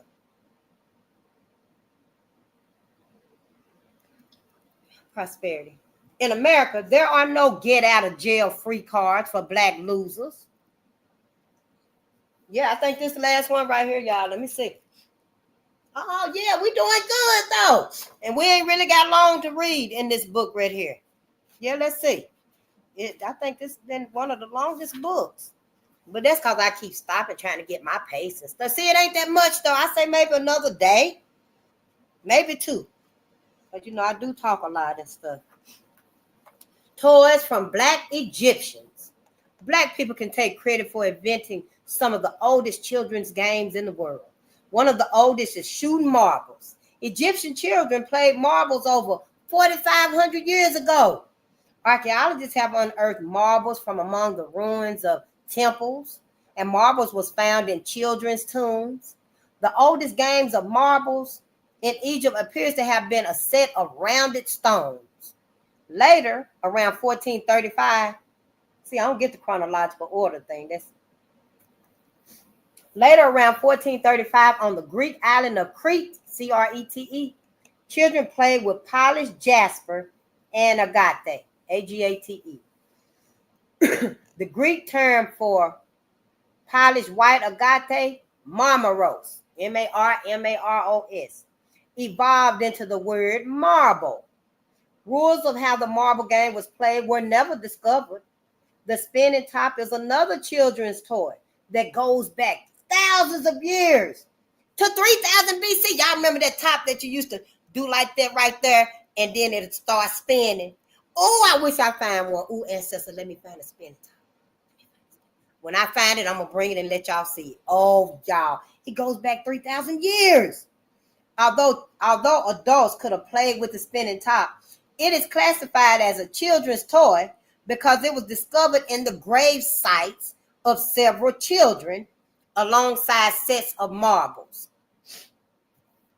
And they were like a tin of metal. And they had colors going around it and stuff. And you could feel each one of the colors because it had like little, on it and stuff. It wasn't just a top. It had like little bitty, prompts on it and stuff. But you press it down and it'll start spinning once you let it go. I'm going to look for one too. Yeah, the spinning top can be traced from North Africa to the Orient, where it was mass produced for commercial markets. See, white folks know what they got. Folks be knowing what they got now. Instead of saying, oh, let us put this back and preserve this sacred element right here. Now let's take this and mass produce it and sell it for money. Even though it did not become very popular in the United States until the late 1950s, the hula hoop is probably just as old as marbles and the spinning top. Y'all remember the hula hoop? Oh, honey, you be hula hooping your neck off, then you done put it on your arm and done went all down your body stuff. Some folks got it on their leg, around their ankle and stuff. You know what? For real, did you see somebody, they walking with it. Oh, honey, they walking all through the house with the hula hoop. Yeah, you remember the hula hoop? I used to take it and do it like that. Throw it like that right there, and it'll spin, and then it'll come back to you. Yeah, that was the hula hoop, honey. I'm shit. In ancient times, Egyptians made hoops from dried and stripped grapevines. Just like in modern days, the Egyptians rolled them, tossed them in the air, and spun them around their waist. During the 14th century, a hooping craze swept through England, y'all. The word hula became associated with the hoop in the early 1900s when British sailors visited the Hawaiian Islands and associated hooping with hula dancing. In the 1950s, the Wham-O Company, that's Wham-O, WHAM-O.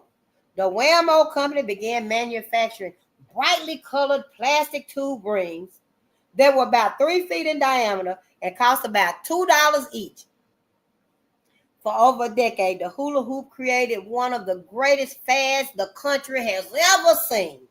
The hula hoop made the owners of the Wham-O Company very rich, but they could not get a patent on an ancient toy from Egypt and North Africa. And then it said 10.10. North Africa .10. Yeah. Blacks in textiles. The West Point Stevens Company. This is the last one right here. Ooh.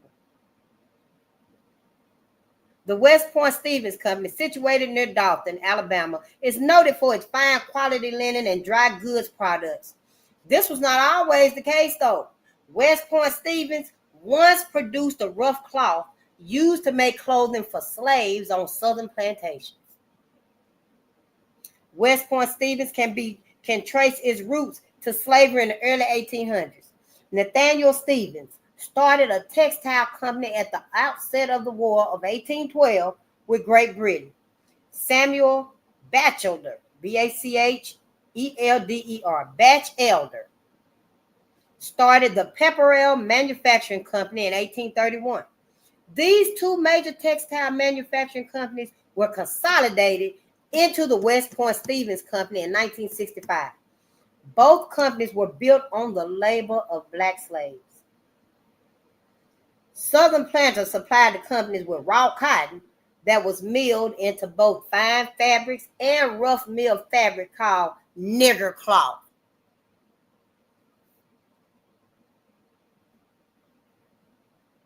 The Pepperell's Rock River fabric brand,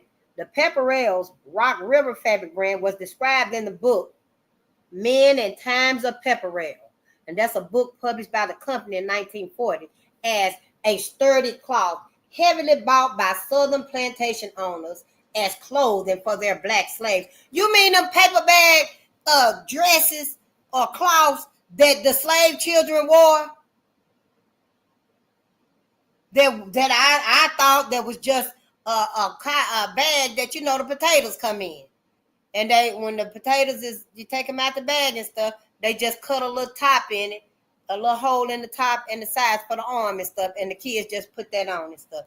They actually manufactured this rough shit, and the masters would just go buy it, and he would just have them on hand for nigger cloth.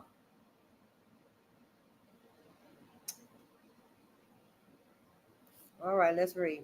In the pre-Civil War era, most northern textile mills concentrated on making cheap fabrics for slaves to avoid competing with British textile mills making finer grade cotton products for white society. Wow. So they in Rhode Island alone, 84 mills made the coarse clothing for black slaves, y'all. And this was just in Rhode Island. The importance of nigger cloth went beyond its utility. It was used to remind slaves of their place in society. In 1822, a South Carolina white jury, responding to a legal complaint, emphasized the importance of slaves wearing ordinary clothes to keep them in their place. The jury said Negroes should be permitted to dress only in coarse stuffs. Every distinction should be created between whites and Negroes, calculated to make whites feel their superiority to Negroes. Today, West Point Stevens Company is America's largest and most successful producer of bed and bath textiles. The company's Lady Pepperell brand remains one of its strongest labels. Not no motherfucking more. Don't you take your ass, you know anybody, we going down Lady Pepperell. You let their ass know now. You take your ass to the thrift and stuff. That's what It's time to stop with these people. I want to look up what they call today. Yeah, stop going spending your money with them and stuff. All of that is over with. That's why all of this is being revealed today. This right here, the last one, because look at this. The Iceman did come. And we ain't talking about the white man. The Frederick McKinley Jones, a black man, gave this country and the world the first refrigerated truck, y'all. The first refrigerated truck came from the black man. And now you see every motherfucker and their mom out there, and their son and their brother driving refrigerated trucks, 18-wheelers, 12-wheelers, back and forth hauling food and edibles and stuff like that, because it's got to be kept cool while they transporting it. Yeah, that was thanks to Frederick McKinley Jones, the black man who invented the first refrigerated truck. Frederick McKinley Jones was born an orphan in 1893, and he was only able to attend school through the 6th grade.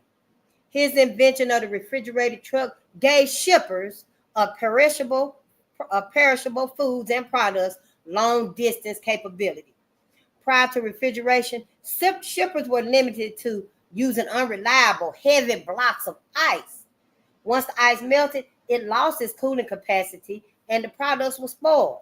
After Jones' invention changed the transportation of products on land, he also, invented a refrigerator unit for train boxcars. Yes. Some of his other inventions included, but not limited to, the defroster, the two-cycle gasoline engine, yep, the starter generator, and the internal combustion engine, which allowed fuel to be burned inside an engine rather than an external furnace. Frederick Jones registered most of his inventions around 1950, y'all. And his name was Frederick McKinley Jones. And you know you need a generator too, especially if you got your own house. Get you a generator and stuff. So if you get in darkness and stuff, you'll be able to have your little light. And start keeping the lowest light bulbs, y'all. I know I like bright lights too, you know, especially when I ain't got a lot of sunlight and stuff. But for what's coming up, you don't want to be seen, you don't want to be heard, you don't want to be found. You know, get the lowest watt of light that you need so you can at least see your way inside your house. It's gonna come a point where everything gonna be boarded up. Yeah, you ain't gonna want the sunlight to come in and stuff, because you ain't gonna want nobody to know you there. People gonna be coming in, you know, want to take your vegetables that you finna make your stir fry with to feed your family, because everybody ain't gonna be on cold and have their preparations up and stuff. That's why letting each one know is crucial. Letting us know is crucial. Yeah.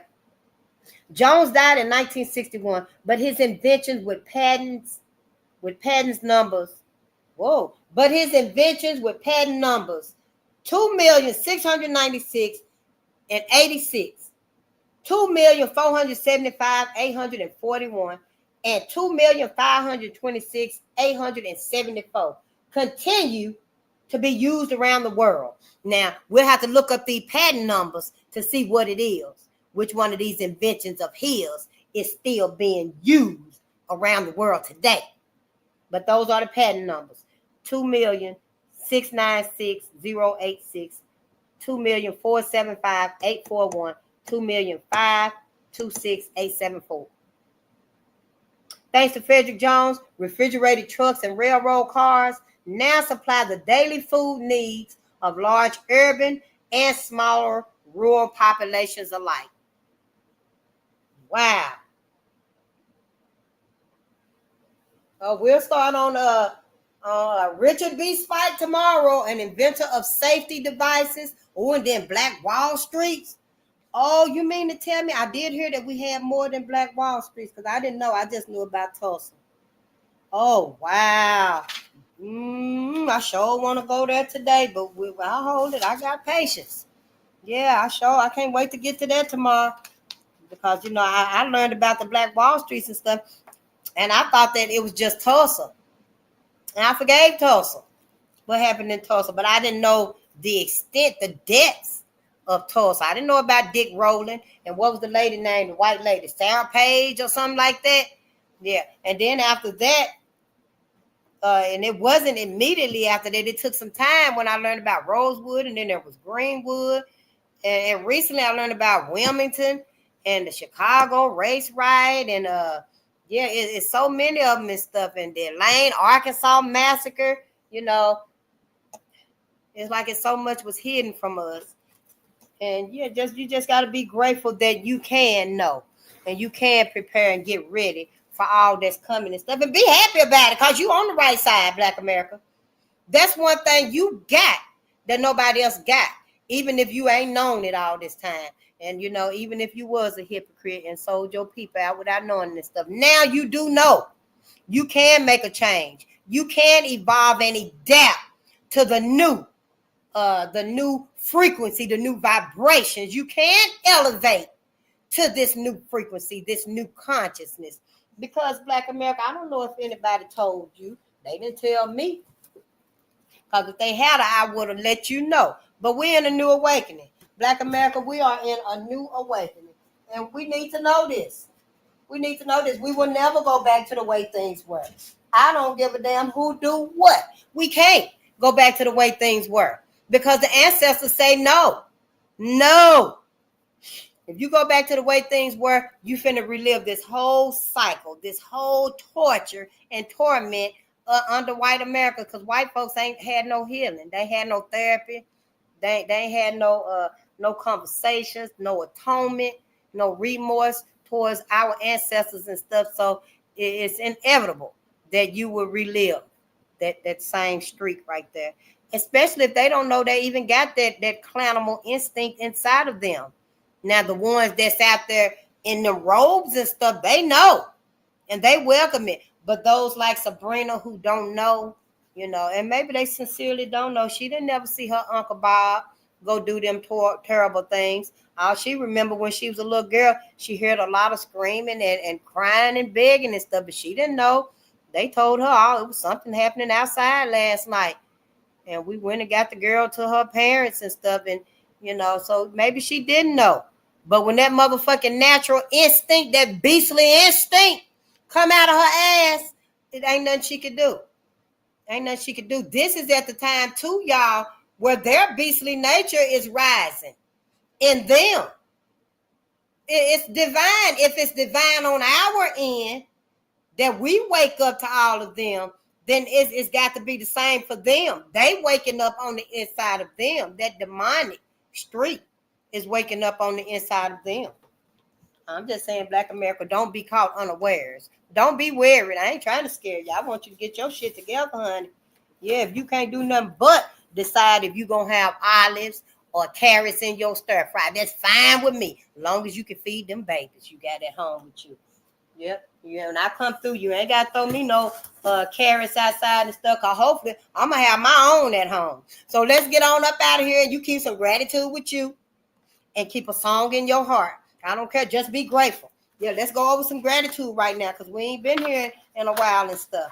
I know we're going to get out of here as soon as I give us some gratitude and maybe a song, maybe not, But gratitude, y'all, it shields you from negativity. There's so much going on out there and stuff. You barely want to know who you even speaking to. Who am I even giving a hug to today and stuff, No, I don't want to shake nobody's hand and stuff. We might give some doubt. We might not. There's so much going on out there and stuff. And a lot of it is a lot of negativity. People are being used that don't even know they're being used. If you get an instinct that no, if somebody asks you come to this party and stuff, or go to this wedding, we going to this company party and stuff, and you get that instinct, no, I don't think I want to. Something just ain't right about you and stuff. You better listen to that instinct. You better listen to that instinct before you get to that party by yourself and stuff. And don't be nobody there but a big ass white truck. I'm just saying, and it ain't the catering either. Yeah, gratitude makes you at least 25% happier, y'all. See, you got to get happy on your own. Get happy just being alive, just being able to walk your ass free down. You might find a dime or a dollar on the ground. You got the freedom to do that. Find the simple things in life to make you happy. And then when you add that gratitude in it, it's going to make you at least 25% happier, at least. Now me, when I add my gratitude and stuff, I'm like 55% happier. Because now I understand that it's only me who can keep me happy. Because see, people leave, people change, people are not always available, people pass away. Things happen. And then you're going to be left without that gratitude because you needed someone else to validate it for you and to give it to you and give you your reason and stuff. Black America, you got to be there for yourself now. I don't care. If you need to use somebody, pick one of our greatest. Okay? If you need pick one of our greatest and let them be your tether that you hold on to. Because you got to find that gratitude within yourself so it'll grow. Yeah, don't go get no George Washington and Christopher Columbus and the founding fathers. And no, that's not what we supposed to be resonating with. You got to go higher. You got educational intelligence, if you will. And then you got cosmic intelligence. I need you to be on the cosmic side. Yeah. Gratitude rewires your brain. You ain't still thinking about the same old bullshit no more because you're grateful now. And a lot of that same and that abundance, that same enlightenment is coming to you because you being grateful now. So you ain't got to be worried about that light bill no more and stuff or that birthday coming up or none of that. You ain't got to be worried about none of them things no more. You grateful. You getting options, other ways you can deal with this situation, other ways you can get around it, over it, or through it. Gratitude is going to rewire your brain. And yeah, you're going to see a way out. It's going to feel lighter. It's going to feel lighter once you start being grateful because you got help coming.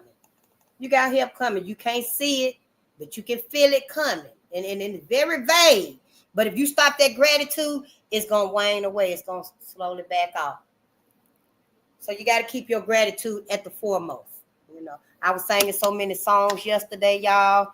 Yeah, I was singing every song in my head. There was a little black lady that you like, you like that music, don't you? I said, yes, ma'am. I said, I'm singing every song in my head, every song my mother loved and stuff. But when I ran out of songs, I was singing Good Times. I sure was, honey. And the little boy said, oh, I know that song. He was like 10 years old. You know Good Times? Honey, I started singing it with him, telling him, come on and sing it. He didn't know it.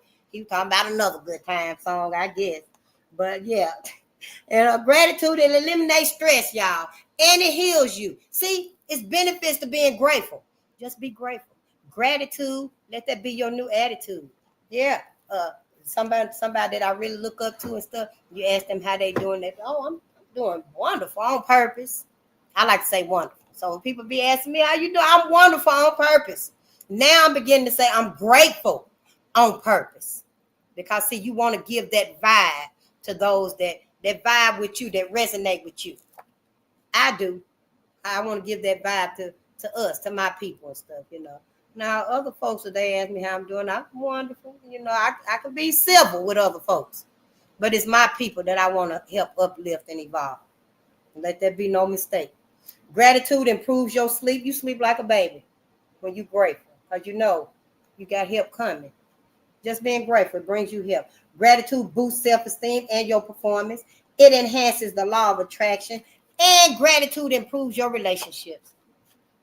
Yeah, honey, don't nobody want to be around. I don't give a damn if your ass bringing me $200. I still don't want to see your ass. If you coming over here complaining, you're negative, you ain't got nothing to say, you can't be thankful for nothing, you can't add nothing positive. Hell, if you're going to add some cons to the situation, at least let it be some cons that we finna get rid of.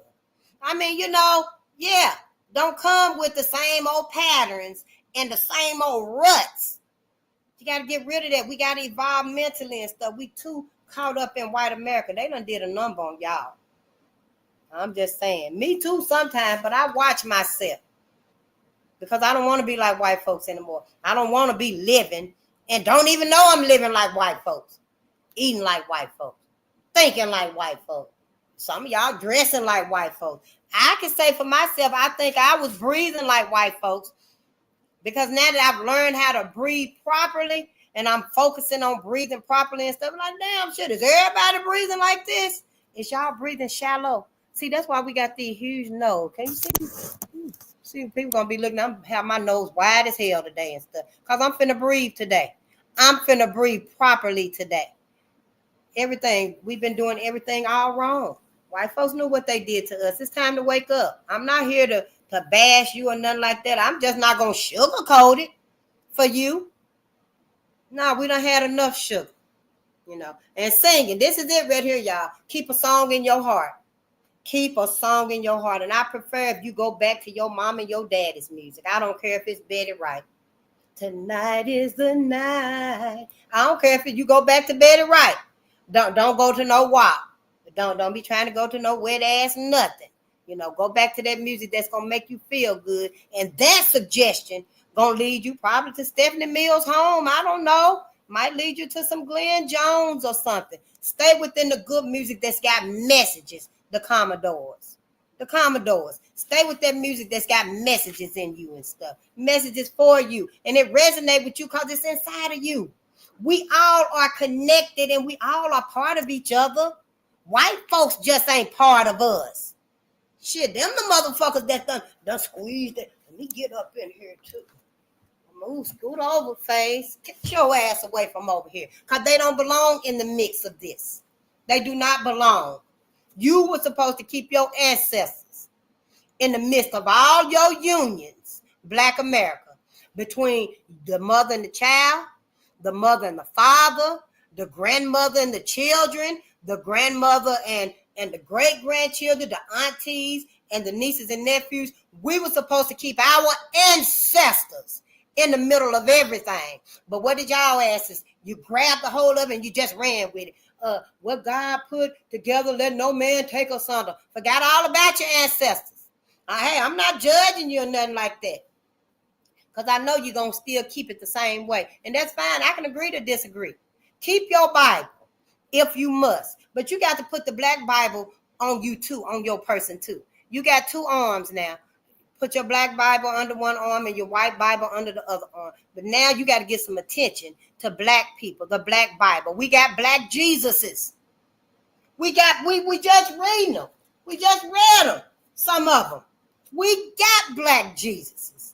And I know you're black people, you're fainting and falling out, throwing up over that movie, Passion of the Christ. I think I cussed y'all ass out for 15 minutes straight when I heard brother say that in that live and stuff, that black women throwing up over the Passion of the Christ. One man, and your ass out there throwing up, fainting in the movie theater. Just fall out on the floor, throwing up. Oh. Don't make no sense. No motherfucking sense whatsoever when you got black Jesuses all around you, all in your blood marrow and your body's memory that you can't even remember, can't even give no respect, no praise, no honor, no mention of his name, nothing. But white Jesus, oh honey, you give him the whole cake. Here, Jesus, I don't want none of this. I'm giving it all to you. You got to stop it. You got to stop it, Black America. I'm just saying, I ain't trying to take y'all hope and y'all faith from y'all. But you got to put it where it's useful for you in this life and the afterlife. Because see, just because your ass is safe here, you think you safe here and you on the right side and doing the right thing here. When you get in the afterlife and stuff and your ass is reliving just on another dimension, this torture and oppression, all this pressure from white folks, and then you over in heaven with all that cotton. I remember what that man said in that book. Last night we read it. I ain't got my glasses on, but we read it last night. And then you get over there in heaven and all that cotton and stuff. And the Klan men, he said they galloping across the sky and stuff. And black people, they already told you and taught your ass that it's pearly white gates in heaven. So your ass cannot be surprised or no, I didn't know it was going to be gates in here. Well, you mean we're going behind the gates? Your ass knew it since you was a little girl when it told you that there were pearly white gates in heaven. And of course, your mind knew and saw that it was the white man Jesus that's going to take you there to his Father because it's the only way. That's what it said.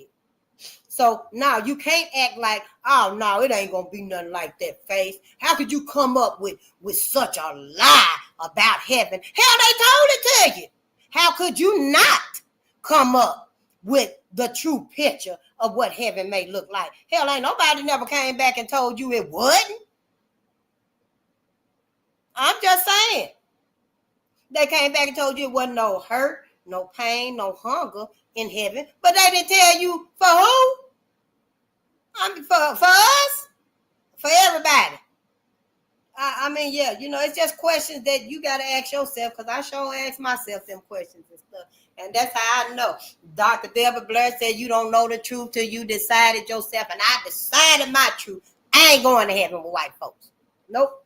I just want y'all to know all the information before you actually transition and find yourself up there.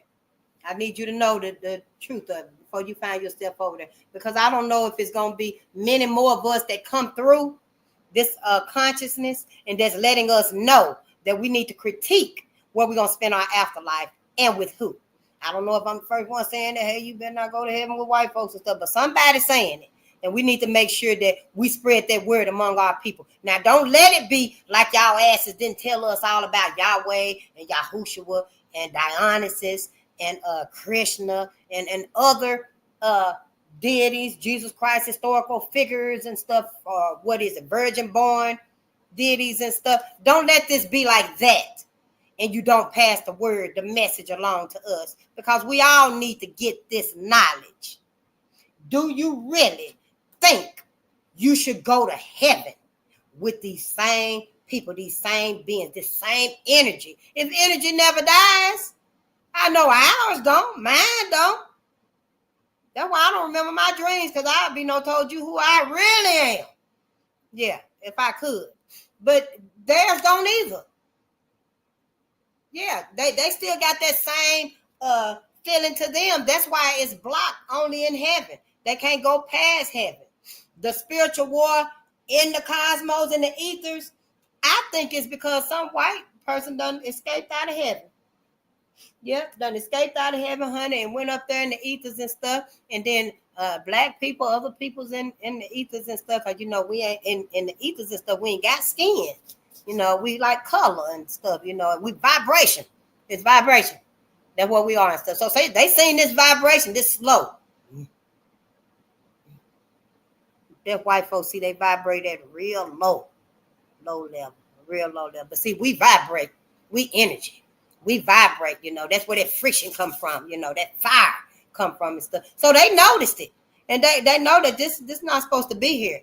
But, it had been there for so long. I don't know where white folks was hiding out at. Probably another cave. But, they were hiding out and stuff. And in some kind of way, they got with some more energies. And instead of them energies elevating white folks decreased their energy and stuff. So, yeah, it's a big old war going on in the ethers, y'all. So is John Brown stuck in heaven with white folks, telling white folks, let these people go. How dare you trap them in life and afterlife? It's a whole war going on, not just here, but in the afterlife too, y'all. You must know these things, Black America. I'm just saying. But while you're here on earth, honey, keep your gratitude. And let me give you some tips on singing so you can immediately start singing. I don't know what your favorite song is. Might be the Jeffersons. Moving on up to the east side. It might be your favorite song. I like Good Times. Yeah. How your body reacts to singing. Your heart, when you singing joyful, expressive songs, y'all, it can nourish your heart. It balances your emotions, y'all, and it just uplifts your spirits. Sing Moving On Up when you out today. I'm going to be singing Good Times today, y'all. I'm going to be singing Good Times. Somebody start singing that song with me and stuff, y'all.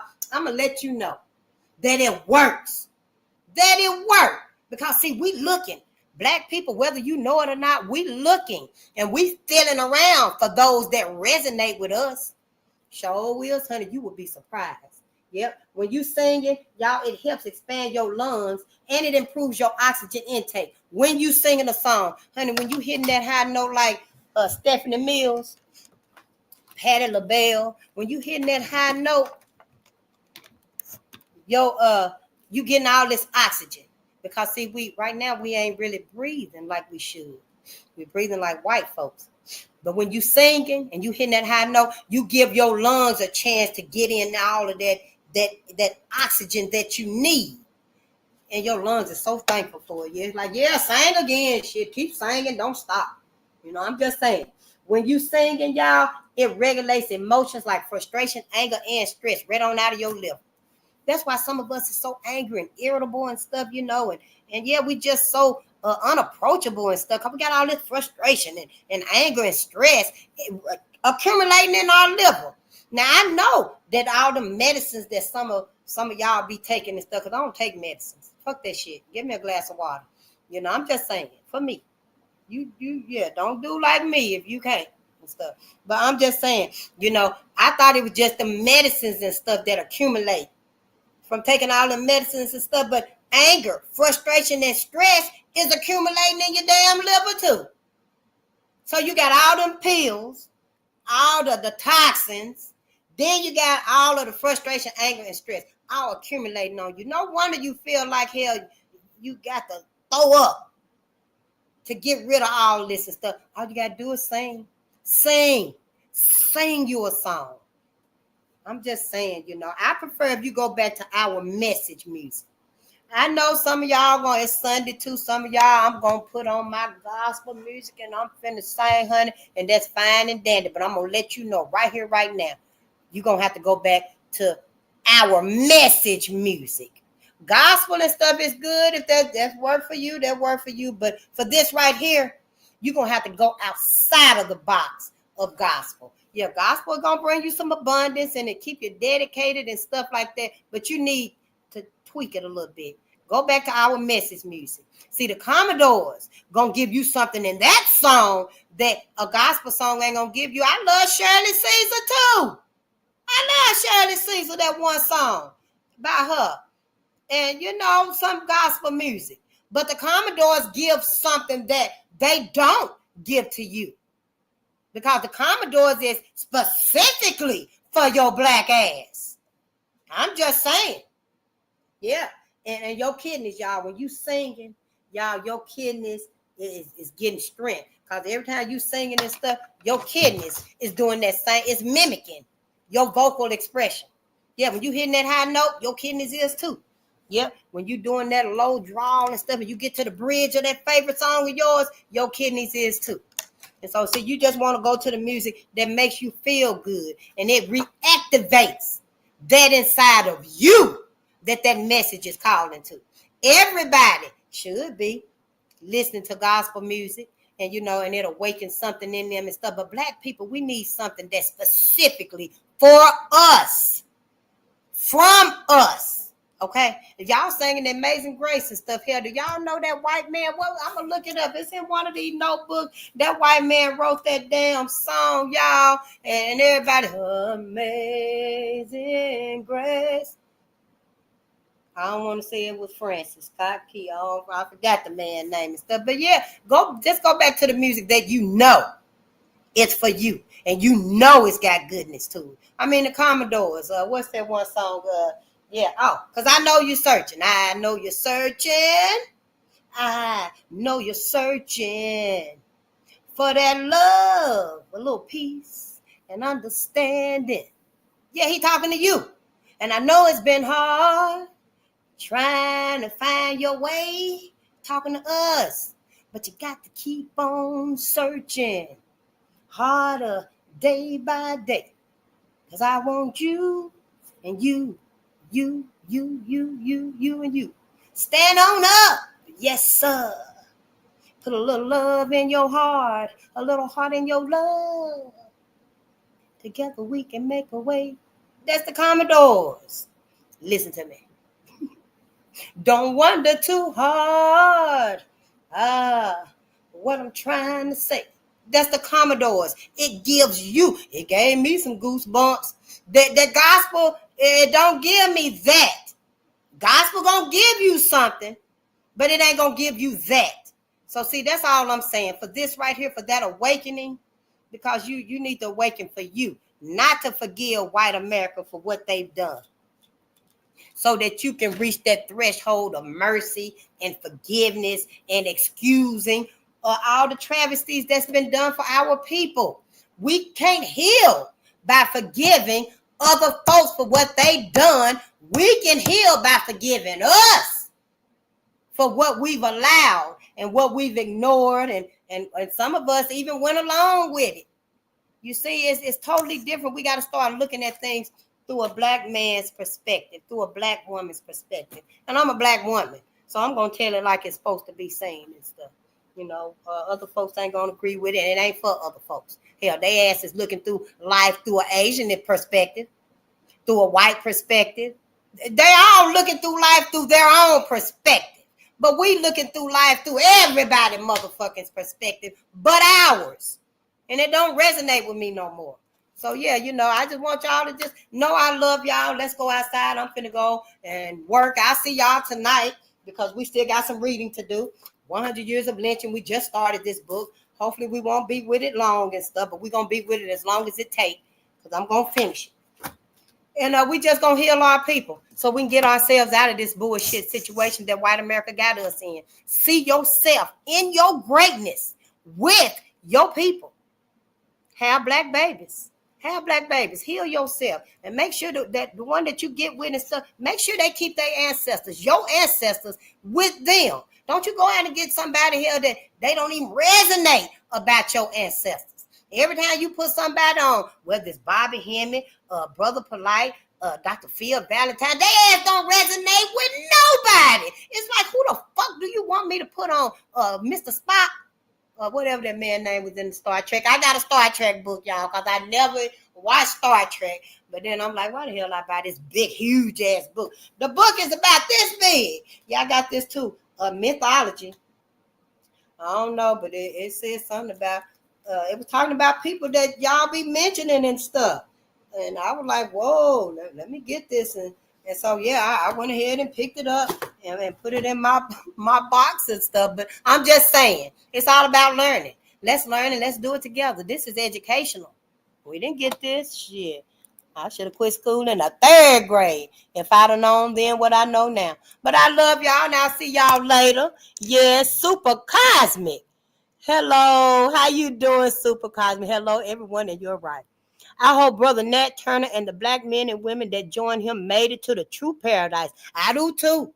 I sure do, honey. And I hope that they are pleased and proud of us for even coming back to recalling them and bringing them back to the forefront.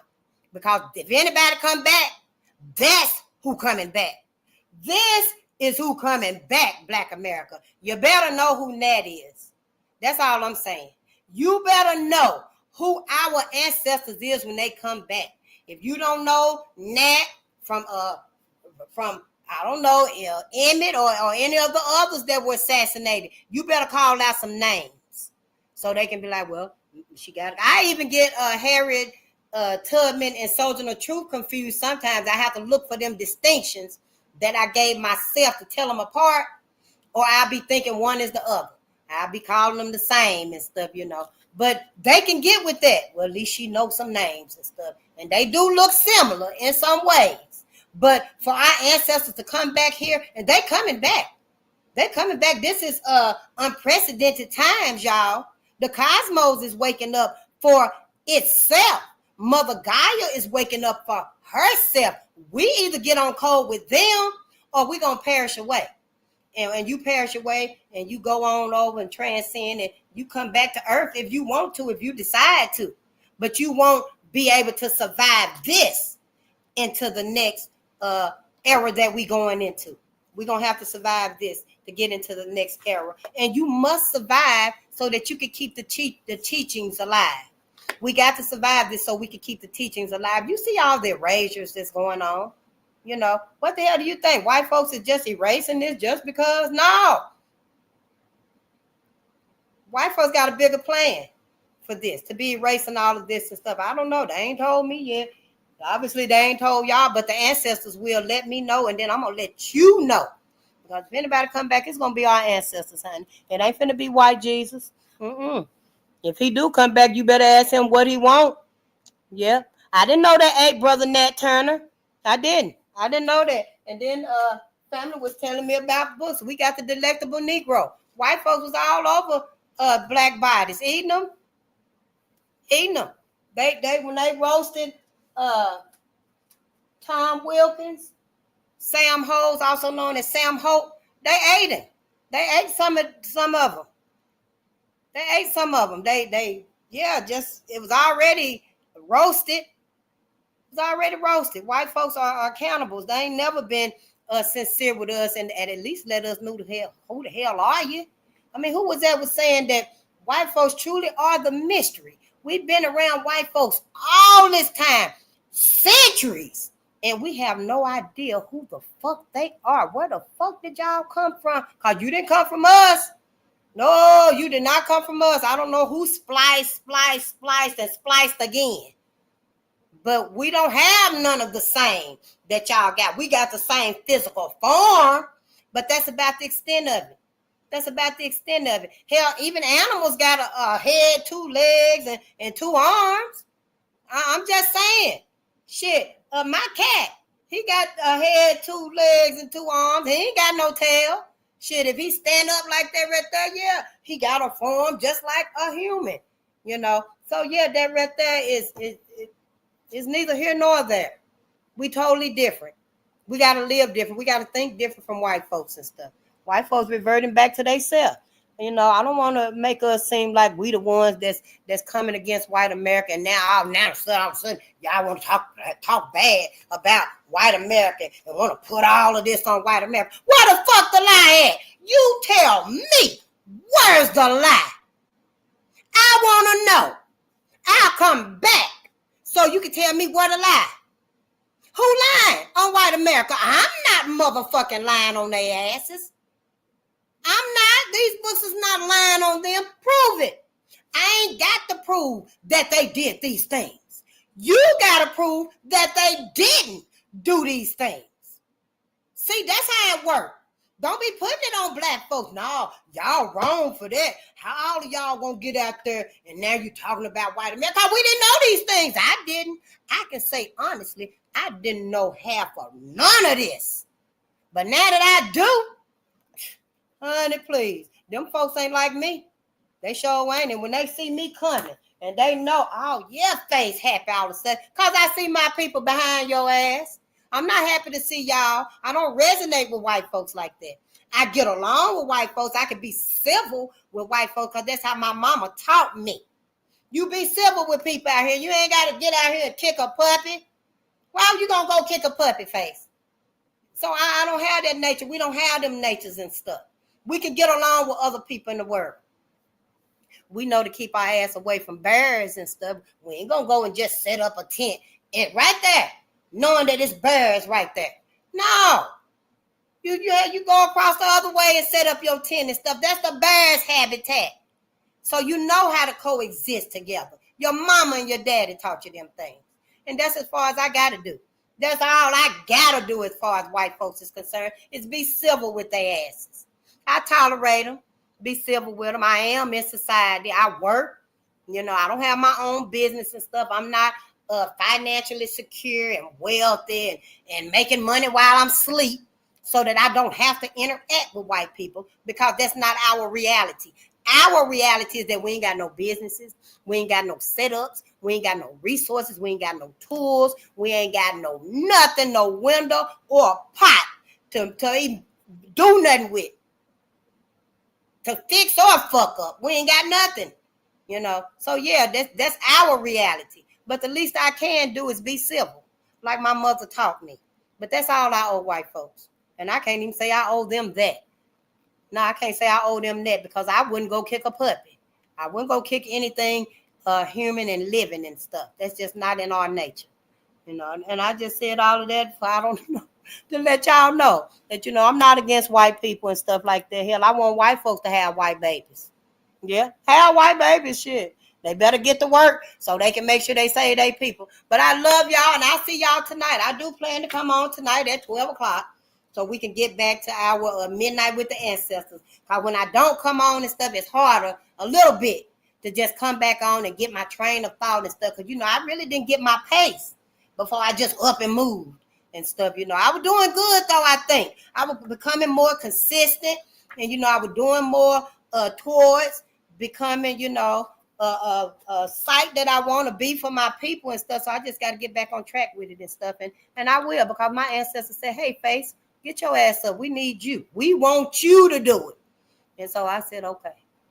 So I'm going to do it. Yeah, and I'll see y'all tonight. And thank you so much. And Super Cosmic, I love that name right there because cosmic energy, honey, it never dies. No, it don't.